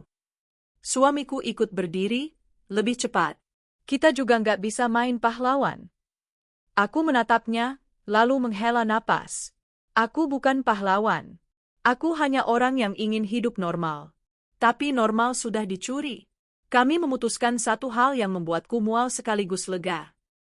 Kami akan kembali ke rumah sakit, bukan untuk berobat, tapi untuk memancing. Tempat itu terang, banyak kamera, banyak pintu keluar. Jika mereka memang mengikuti, mereka akan terlihat lebih jelas. Jika mereka tidak muncul, berarti mereka menunggu di tempat lain, dan kami punya petunjuk baru. Aku menyiapkan diri seperti orang yang hendak rapat penting.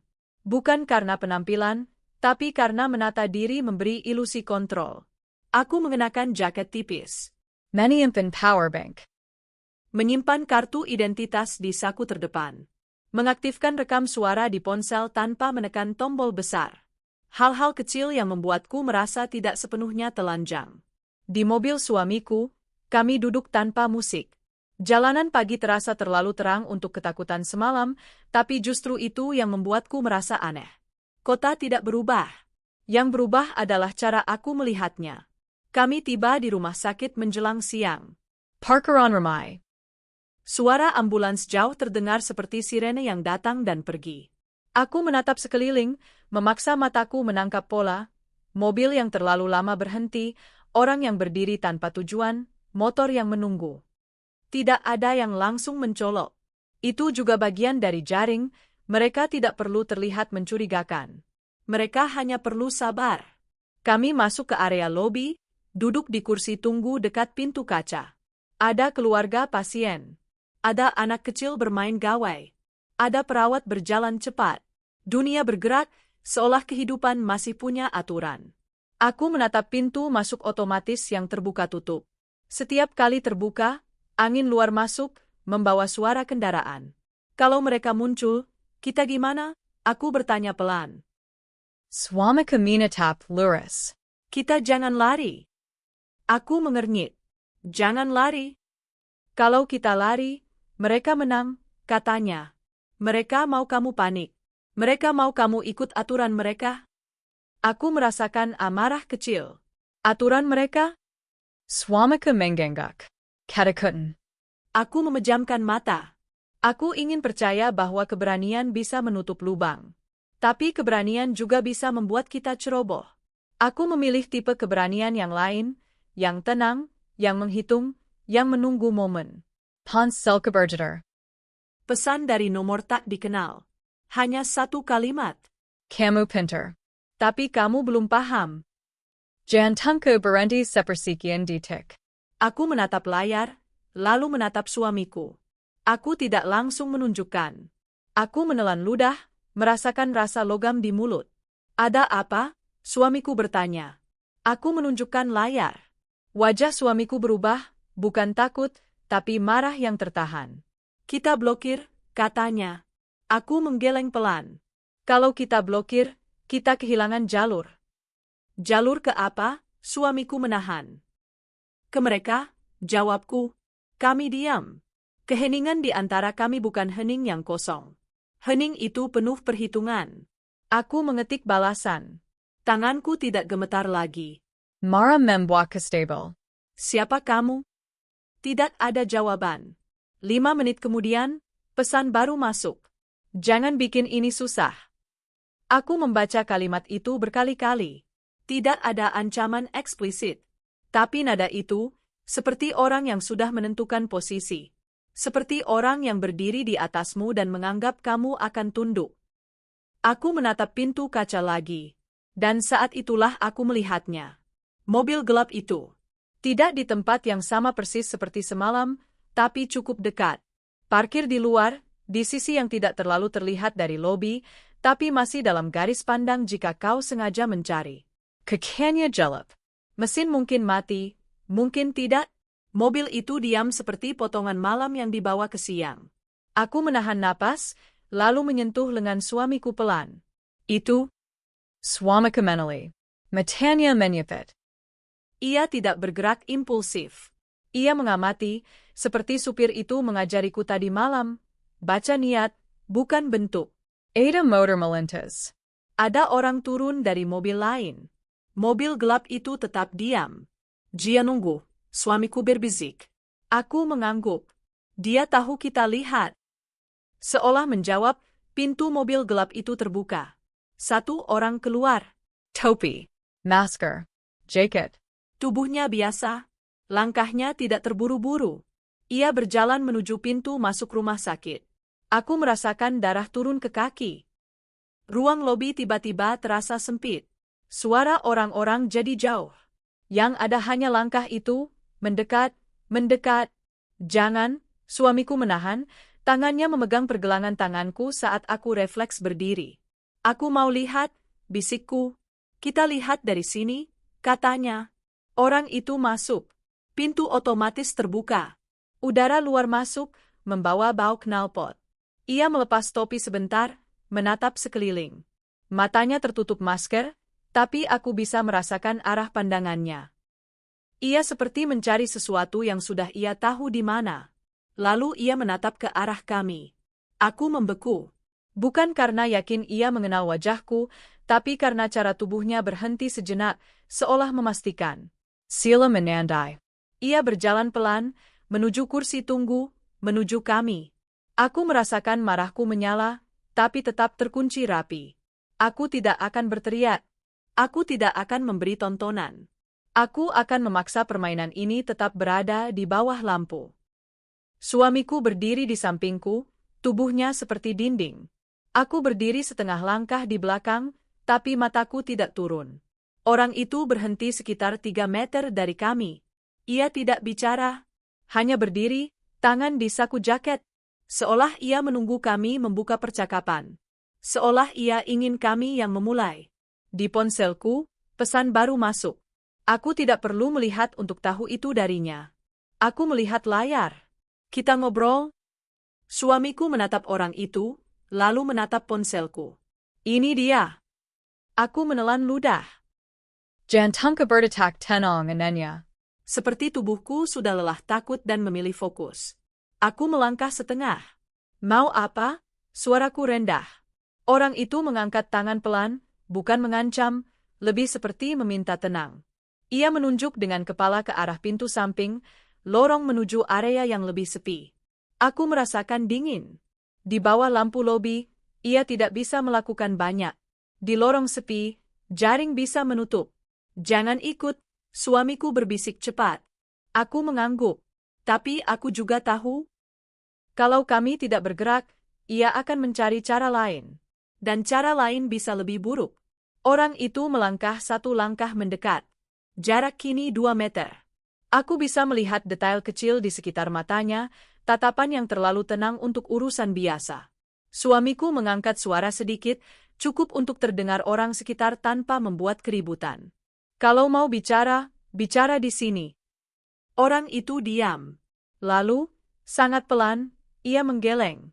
Di ponselku, pesan terakhir masuk, pendek, seperti pisau. Kamu bawa yang kami mau? Aku merasakan dada kosong. Yang kami mau, berarti mereka yakin aku punya sesuatu. Berarti ini bukan salah target. Berarti namaku ada di daftar. Berarti jaring ini sudah ditenun sebelum taksi bergerak. Aku menatap orang itu. Ia tidak mengangkat tangan. Tidak mengancam. Tapi seluruh tubuhnya berkata, pilihanmu makin sedikit. Di belakangnya, pintu otomatis terbuka lagi. Seseorang masuk. Orang kedua, Topi, masker, jaket serupa, lengkapnya pelan. tidak tergesa. Suamiku menangkapnya juga. Bahannya mengiras. 2. Supir taksi tadi malam berkata, dia bukan sendirian. Aku menelan ludah, merasakan rasa logam kembali. Lobi rumah sakit masih terang, masih ramai, tapi udara di sekitarku mendadak terasa seperti ruang sempit yang sama di dalam taksi. Jaring itu menutup bukan dengan kekerasan, tapi dengan posisi. Orang pertama berdiri di depan kami. Orang kedua berdiri lebih jauh, di sisi kiri, menutup jalur keluar yang paling dekat. Suamiku menggenggam tanganku. Kencang. Aku menggenggam balik. Tidak ada jalan kembali. Dan di bawah lampu putih rumah sakit, konfrontasi itu hampir terjadi, tanpa teriakan, tanpa adegan besar, hanya jarak 3 meter yang perlahan habis. Pintu otomatis itu membuka dan menutup seperti paru-paru yang salah ritme. 2 orang di depan kami tidak berteriak, tidak mengancam dengan benda apapun, justru itu yang membuatku gemetar. Di bawah lampu rumah sakit yang terang, mereka terlihat seperti bagian dari keramaian, hanya berdiri sedikit terlalu rapi, sedikit terlalu sabar. Suamiku menggeser tubuh setengah langkah, menutupku dengan bahunya. Tangannya masih menggenggam pergelangan tanganku, kencang tapi stabil. Aku menatap wajah orang pertama, topi, masker, mata yang tenang. Mata yang tidak menanyakan, hanya memastikan.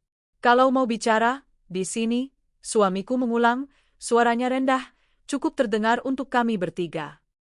Orang itu menggeleng pelan, lalu menunjuk ke samping, lorong menuju area administrasi yang lebih sepi. Gerakannya halus, seperti mengarahkan orang ke pintu keluar restoran. Tidak ada paksaan di gerak, tapi ada paksaan di situasi. Ponselku bergetar lagi. Aku tidak perlu melihat untuk tahu siapa. Tapi aku tetap melihat. Kalimatnya pendek, tanpa salam. Jangan bikin ramai. Dadaku berdenyut. Mereka mau apa? Bisikku pada suamiku, tapi sebenarnya pertanyaan itu lebih untuk diriku sendiri. Suamiku menjawab tanpa menoleh. Mereka mau kontrol. Aku memandang orang kedua yang berdiri lebih jauh, menutup jalur paling dekat menuju pintu keluar. Ia tidak menatapku langsung. Ia menatap sekeliling, memantau, seperti satpam palsu yang tahu persis kamera mana yang hidup. Aku menelan ludah, memaksa pikiranku tetap bekerja. Di lobi ini ada CCTV. Ada satpam. Ada orang. Tapi juga ada kebiasaan, orang-orang tidak ikut campur. Mereka melihat, lalu berpaling. Mereka menganggap itu urusan pribadi. Itulah kelemahan di tempat ramai. Aku mengambil napas panjang, lalu mengeluarkannya pelan. Ketakutan tidak boleh memimpin. Aku mencari satu titik terang. Aku masih bisa memilih bagaimana permainan ini berlangsung. Aku menatap suamiku. Kita ke pos satpam, kataku, cukup pelan agar hanya ia dengar. Suamiku mengangguk sekali. Kami mulai bergerak, bukan lari, hanya berjalan. Perlahan. Dengan langkah yang tidak menampilkan panik. Aku merasakan dua pasang mata mengikuti. Orang pertama bergerak juga, menjaga jarak 2-3 meter. Orang kedua menyamping, tetap menutup jalur, memaksa kami ke arah tertentu. Seperti menggiring. Kami mendekati meja informasi. Ada petugas di balik kaca, sibuk mengatur berkas. Aku menatapnya, ingin berbicara, ingin berkata, tolong, tapi kata itu terasa seperti tombol darurat yang bisa mempercepat sesuatu. Suamiku memilih cara lain. Ia menghentikan langkah, menoleh, menatap orang pertama langsung. Kalau kalian punya urusan, tunjukkan identitas. Orang itu diam. Ponselku bergetar lagi. Jangan sok berani. Aku merasakan marahku naik, bukan meledak, tapi mengeras. Ada rasa muak pada gaya mereka, menutup ruang tanpa menyentuh, memaksa tanpa terlihat memaksa. Aku mengangkat ponsel, mengetik cepat. Kamu mau apa? Jawaban datang hampir instan, seolah mereka menunggu. Kami mau barang. Bukan kamu. Aku menahan napas. Barang apa? Ada jeda 2 detik. Lalu satu kalimat yang membuat lututku melemah tanpa benar-benar goyah. Akses. Suamiku melihat layar dari samping. Wajahnya menggelap. Ia menoleh ke orang pertama, lalu berkata dengan suara lebih tegas, kalian salah orang. Orang itu menggeleng pelan. Ia melangkah 1 langkah mendekat. 2 meter kini 1,5. Aku bisa melihat garis halus di sekitar matanya, tanda seseorang yang tidak sedang tertekan. Ini bukan tindakan spontan. Ini pekerjaan. Aku merasakan punggungku dingin. Akses apa? Bisikku, tapi pertanyaan itu seperti menggali lubang sendiri. Suamiku menarikku sedikit ke belakang. Kita pergi. Kami berbalik, berjalan cepat ke arah pintu keluar. Aku melihat satpam di sisi pintu, duduk dengan wajah bosan. Aku ingin berteriak, tapi suaraku terkunci. Aku merasakan orang pertama dan kedua bergerak mengikuti. Mereka tidak menahan kami secara fisik. Mereka hanya memastikan kami bergerak sesuai jalur yang mereka suka. Aku sampai di dekat satpam. Suamiku bicara cepat, jelas, tanpa emosi berlebih. Pak, ada yang ngikutin kami. Tolong panggil keamanan. Satpam mengangkat kepala, bingung, menatap kami, lalu menatap 2 orang bertopi dan bermasker itu. Untuk sepersekian detik, aku melihat keraguan di matanya, keraguan yang paling berbahaya, karena itu berarti keterlambatan. Orang pertama mengangkat tangan, gestur sopan. Salah paham, Pak, katanya singkat. Suara itu tenang. Terlalu tenang. Satpam menoleh lagi ke kami. Ini gimana, Bu? Aku membuka mulut, tapi kata-kata tersangkut. Suamiku menjawab lebih cepat. Kami tidak kenal mereka. Orang kedua mendekat sedikit, tidak ke kami, tapi ke satpam, cukup dekat untuk mengubah pusat kendali. Kami keluarga, katanya, kalimat pendek, dan aku benci betapa mudahnya kebohongan itu bisa terdengar masuk akal. Aku melihat satpam mulai goyah. Keramaian di belakang kami terus berjalan. Orang-orang lewat, menenteng kantong obat, menatap ponsel, tidak melihat jaring yang sedang menutup. Suamiku menggenggam tanganku lebih kuat. Kita keluar sekarang. Kami bergerak melewati pintu otomatis. Udara luar menyambut dengan bau knalpot dan panas aspal. Parkiran siang hari begitu terang sampai rasanya kejam. Tidak ada bayangan untuk bersembunyi, tapi tidak ada juga perlindungan. Mobil suamiku ada di barisan tengah. Kami berjalan cepat. Aku mendengar langkah di belakang. Bukan lari, tapi cukup dekat untuk membuat kulitku tegang. Masuk, suamiku berkata. Aku membuka pintu, masuk. Suamiku memutari kap, masuk ke kursi pengemudi. Mesin menyala. Aku menoleh ke belakang, melihat dua orang itu berhenti beberapa meter dari mobil. Mereka tidak mencoba menahan. Mereka hanya menunggu. Seolah percaya kami akan kembali. Suamiku menjenjak gas. Mobil bergerak keluar parkiran. Aku melihat lewat kaca belakang, satu dari mereka mengangkat ponsel. Seperti mengirim sinyal. Jangan pulang, suamiku berkata cepat. Aku tahu, jawabku. Kami keluar dari gerbang rumah sakit. Jalan di depan ramai. Motor menyalip dari kiri kanan. Klakson bersahut-sahutan. Dunia normal seperti biasa. Tapi di spion tengah, aku melihatnya. Mobil gelap itu. Tidak dekat, tapi ada. Muncul dari belokan, masuk arus, menjaga jarak seperti semalam. Aku menelan ludah. Mereka masih ada. Suamiku menatap spion, lalu menatap jalan, lalu spion lagi. Kita putar. Ia berbelok tiba-tiba ke jalur yang menuju flyover. Keputusan cepat. Mobil melaju naik. Aku memegang pegangan pintu, merasakan telapak tanganku mulai basah. Di belakang, mobil gelap itu mengikuti. Aku menutup mata sepersekian detik, lalu membukanya lagi. Aku tidak boleh kehilangan detail. Aku mengamati, mobil itu tidak sendirian sekarang. Ada motor yang muncul dari belakangnya, melaju di lajur kiri, lalu mendekat ke sisi mobil kami. Motor, bicycle. Suamiku menggengak, rahangnya menegang. Mereka bikin kita sempit. Aku merasakan amarah tertahan meledak di dalam, tanpa suara. Mereka tidak hanya mengejar. Mereka menyusun posisi. Mereka ingin kami memilih jalur yang mereka tentukan. Kita ke kantor polisi, aku bertanya lagi, meski aku tahu jawabannya tidak sederhana. Suamiku menarik napas keras. Kalau kita masuk, mereka bisa kabur. Bayarkan, kataku. Yang penting kita hidup. Suamiku tidak menjawab. Ia memutar setir sedikit, menjaga jarak dari motor. Motor itu merapat lagi. Aku melihat pengendaranya memakai helm gelap. Tidak bisa kulihat wajah. Tapi aku bisa melihat niat dari cara ia menahan laju di sisi kami, tidak menyalip, tidak tertinggal. Menempel. Ponsel keberjeter. Pesan masuk. Aku melihatnya, dan rasanya seperti udara ditarik dari kabin. Kamu punya 10 menit. Aku menunjukkan pada suamiku. Ia tidak melihat lama. Ia fokus ke jalan. Mereka mau bikin kita kehabisan ruang. Aku menatap spion lagi. Mobil gelap itu semakin dekat. Motor di sisi kiri tetap menempel. Di depan, flyover turun ke persimpangan besar. Lampu merah. Arus kendaraan menumpuk.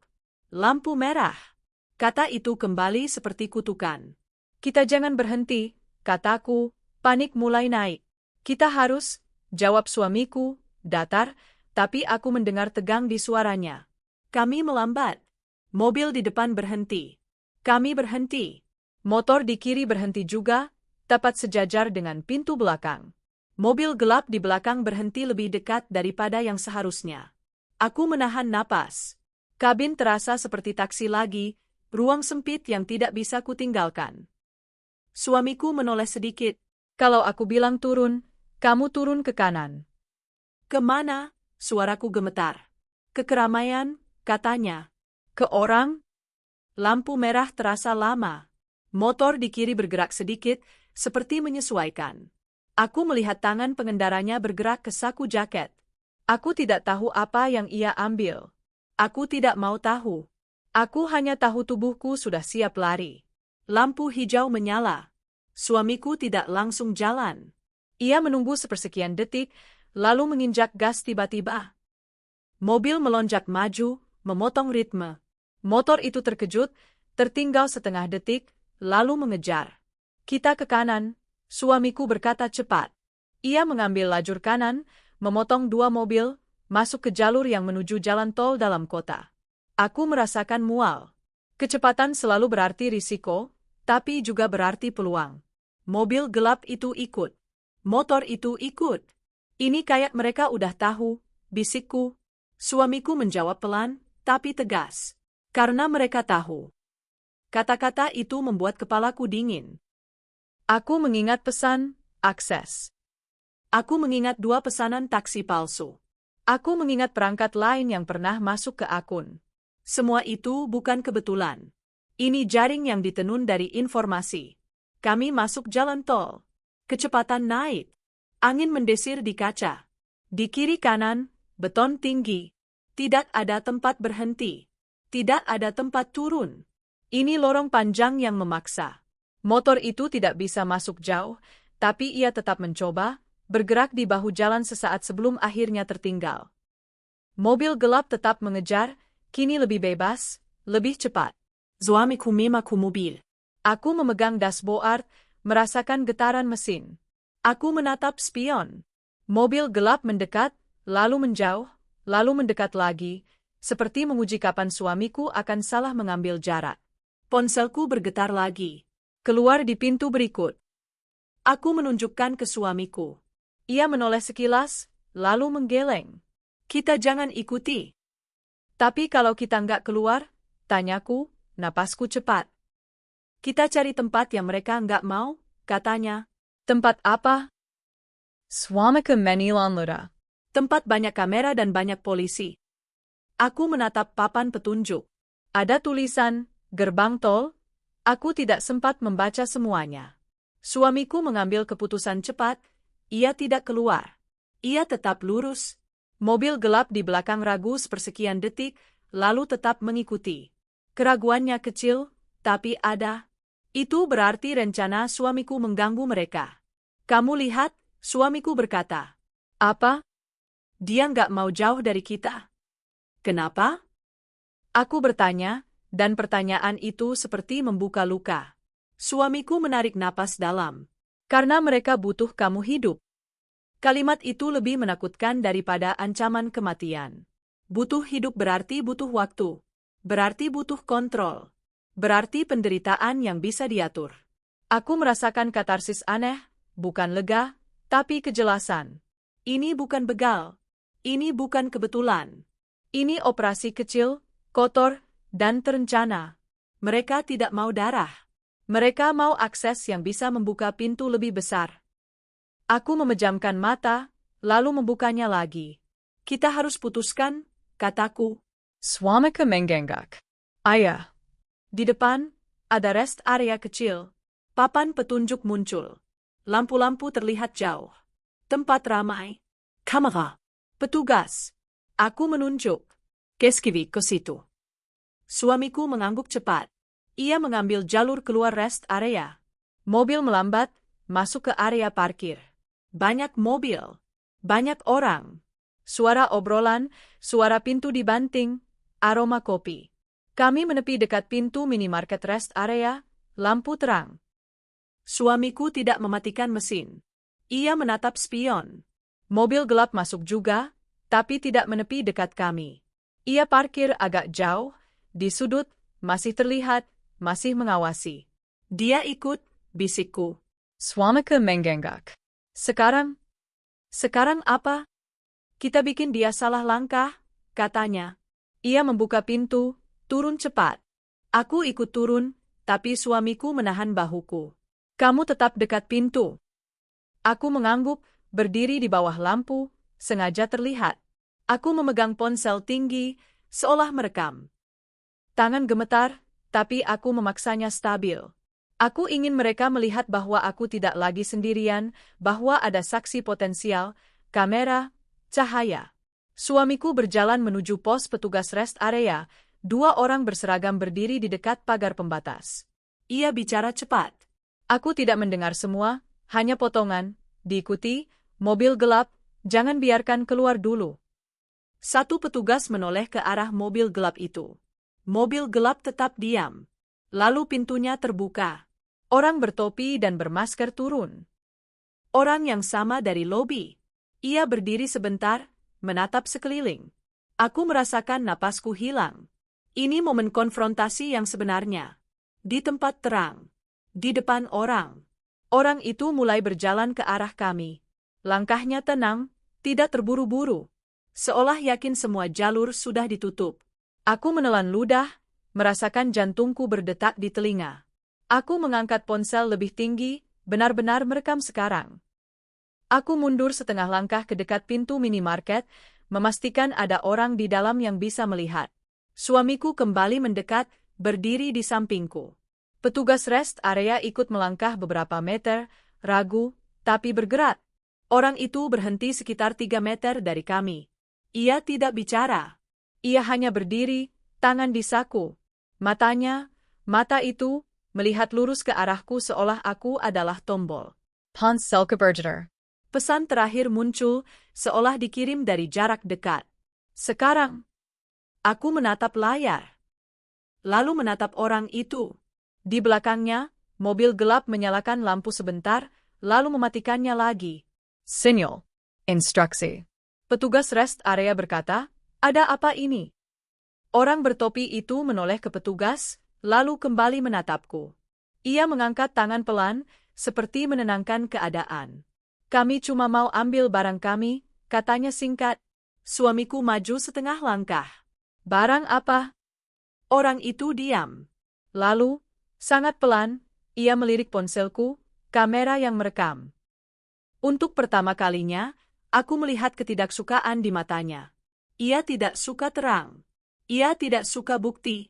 Aku merasakan kemenangan kecil, rapuh, tapi nyata. Namun kemenangan itu tidak lengkap. Karena di belakangku, pintu minimarket terbuka, dan seseorang keluar membawa kantong plastik. Ia menoleh sebentar ke arah kami, lalu terus berjalan, tidak peduli. Dunia masih tidak mau ikut campur. Dan pada saat itu aku sadar, bahkan di tempat terang, kita tetap bisa sendirian. Orang bertopi itu melangkah 1 langkah lagi. Jarak menjadi 2 meter. Petugas rest area ikut melangkah mendekat, tapi ragu. Suamiku menggenggam tanganku lagi. Aku menelan ludah. Tanganku tetap mengangkat ponsel, merekam wajahnya sedekat mungkin tanpa membuatnya merampas. Di matanya, aku membaca keputusan. Ia akan mencoba mengambil, dengan cara apapun, sebelum terlalu banyak orang sadar. Konfrontasi itu tidak meledak, tapi terasa seperti titik api di ujung kabel. Dan ketika orang itu mengangkat tangannya, bukan untuk memukul, tapi untuk meraih ponselku, aku tahu, nasib akhir kami belum pasti. Lampu merah terakhir itu tidak menyala saat kami berhenti. Ia menyala di dalam kepala, jauh setelah semua orang mengatakan kami aman. Aku tidak ingat persis bagaimana tangan itu berhenti sebelum menyentuh ponselku. Yang kuingat adalah suara. Bukan teriakan, bukan bentakan, tapi bunyi sepatu yang bergerak cepat, radio petugas yang tiba-tiba aktif, dan jeda sepersekian detik ketika udara di sekitar kami berubah arah. Dunia seperti menarik napas bersamaan, lalu menghembuskannya dengan hati-hati. Orang bertopi itu mundur setengah langkah. Bukan karena takut, tapi karena hitungannya berubah. Ada terlalu banyak mata. Terlalu banyak variabel. Ia menurunkan tangan, mengangguk tipis ke arah petugas, lalu berbalik tanpa kata. Mobil gelap itu menyala, bergerak pelan, dan keluar dari rest area seperti bayangan yang memutuskan tidak jadi tinggal. Tidak ada kejaran. Tidak ada adegan besar. Tidak ada penangkapan yang memuaskan. Yang ada hanyalah perasaan aneh, seperti berdiri di tepi jurang yang tiba-tiba menghilang, meninggalkan kakimu menggantung di udara. Aku berdiri lama setelah mereka pergi. Ponselku masih terangkat, merekam ruang kosong. Tanganku baru gemetar ketika semuanya selesai. Suamiku menurunkan ponsel itu perlahan, menutup jariku dengan telapak tangannya. Henget. Niara. "Kita aman," katanya. Aku mengangguk, tapi tubuhku tidak langsung percaya. Kami duduk di dalam minimarket rest area. Aku memegang botol air dingin dengan 2 tangan, merasakan dinginnya sebagai jangkar. Setiap orang yang masuk dan keluar membuat kepalaku refleks menoleh. Suara pintu geser menjadi pemicu. Langkah kaki menjadi pertanyaan. Petugas datang dan pergi, mencatat sesuatu, menanyakan beberapa hal. Kami menjawab seperlunya, tanpa drama, tanpa tuduhan yang belum pasti. Semua terasa administratif, dan justru itu yang membuatku lelah. Setelah ancaman yang begitu personal, kembali ke bahasa formal terasa asing. Ketika akhirnya kami melanjutkan perjalanan, mobil terasa terlalu senyap. Tidak ada lagi mobil gelap di spion. Tidak ada motor yang menempel. Jalan tol terbentang lurus, lampu-lampu menyala teratur. Kota kembali ke ritme normalnya. Aku memandangi spion tengah, bukan untuk mencari, tapi untuk memastikan aku masih bisa bernapas tanpa menghitung jarak. Kami pulang ke rumah keesokan paginya, bukan malam itu. Kami memilih terang, lalu lebih terang lagi. Ketika mobil berhenti di depan rumah, perasaan yang datang bukan lega, melainkan curiga yang sudah menjadi kebiasaan. Rumah itu sama. Kat dinding sama. Gerbang sama. Tetangga menyapa dengan senyum biasa. Tapi rasanya berbeda. Seperti tempat yang pernah diinjak orang lain tanpa izin, meski jejaknya sudah dihapus. Aku membuka pintu pelan. Bau rumah menyambut, campuran kayu, pembersih lantai, dan sesuatu yang akrab. Aku berdiri sejenak di ambang, membiarkan tubuhku mencatat, tidak ada yang bergerak. Tidak ada suara asing. Tidak ada bayangan. Di dalam, aku menaruh tas dengan hati-hati, seperti menaruh sesuatu yang rapuh. Suamiku menutup pintu, mengunci, lalu mengunci lagi. Bunyi klik itu terdengar lebih keras dari biasanya. Hari-hari berikutnya berjalan lambat. Bukan karena tidak ada yang dilakukan, tapi karena setiap tindakan membutuhkan kesadaran penuh. Aku tidak lagi naik taksi sendirian. Aku tidak lagi mengabaikan notifikasi kecil. Aku mengganti kata sandi, lalu menggantinya lagi. Aku belajar melihat akses sebagai pintu yang harus dijaga, bukan sekadar fitur. Di kantor, aku duduk lebih lama sebelum mulai bekerja. Layar komputer menyala, menampilkan data yang dulu terasa rutin. Sekarang, setiap angka membawa bobot. Setiap laporan seperti potongan peta yang bisa mengarah ke tempat yang salah jika jatuh ke tangan yang salah. Aku tidak menceritakan semuanya. Tidak ke semua orang. Trauma tidak butuh audiens besar. Ia butuh ruang aman untuk diurai. Malam hari, aku sering terbangun tanpa alasan jelas. Bukan mimpi buruk, lebih seperti tubuh yang lupa cara mematikan alarm. Aku duduk di tepi ranjang, mendengarkan kota bernapas. Suamiku terbangun beberapa kali, menggenggam tanganku tanpa bertanya. Itu cukup. Suatu sore, saat lampu lalu lintas di persimpangan dekat rumah menyala merah, aku menyadari sesuatu. Aku berhenti dengan tenang. Tidak ada lonjakan panik. Tidak ada imajinasi liar. Hanya berhenti, menunggu, lalu melaju ketika hijau. Lampu merah terakhir itu tidak lagi berarti bahaya. Ia hanya sinyal. Aku mulai berjalan kaki lagi, pelan-pelan. Route pendek. Jam ramai. Aku memilih sisi jalan yang terang, bukan karena takut gelap, tapi karena terang memberiku pilihan. Aku belajar bahwa rasa aman bukan ketiadaan risiko, melainkan kemampuan membaca dan merespons. Kadang-kadang, di antara keramaian, aku melihat mobil gelap, atau motor dengan helm tertutup, dan tubuhku menegang sepersekian detik sebelum kembali rileks. Reaksi itu tidak hilang. Ia berubah. Dari panik menjadi kewaspadaan. Aku menerima itu. Suatu malam, suamiku bertanya pelan, "Kamu masih takut?" Aku berpikir lama. "Masih," jawabku jujur. Tapi beda. "Beda gimana?" Takut yang bikin aku lihat, kataku. Bukan yang bikin aku beku. Ia mengangguk, memahami lebih dari yang bisa dijelaskan. Kami tidak pernah tahu sepenuhnya apa yang terjadi pada orang-orang itu. Apakah mereka menyerah, berpindah target, atau hanya menunggu kesempatan lain? Ketidakpastian itu dulu terasa mengerikan. Sekarang, ia terasa seperti fakta hidup yang tidak bisa dikontrol. Dan itu tidak apa-apa. Aku belajar bahwa kepercayaan bukan lagi soal asumsi baik, tapi soal batas yang jelas. Aku tetap ramah. Tetap terbuka. Tapi aku juga berhenti menjelaskan terlalu banyak. Aku memilih dengan siapa aku berbagi, kapan aku berhenti, dan kemana aku pergi.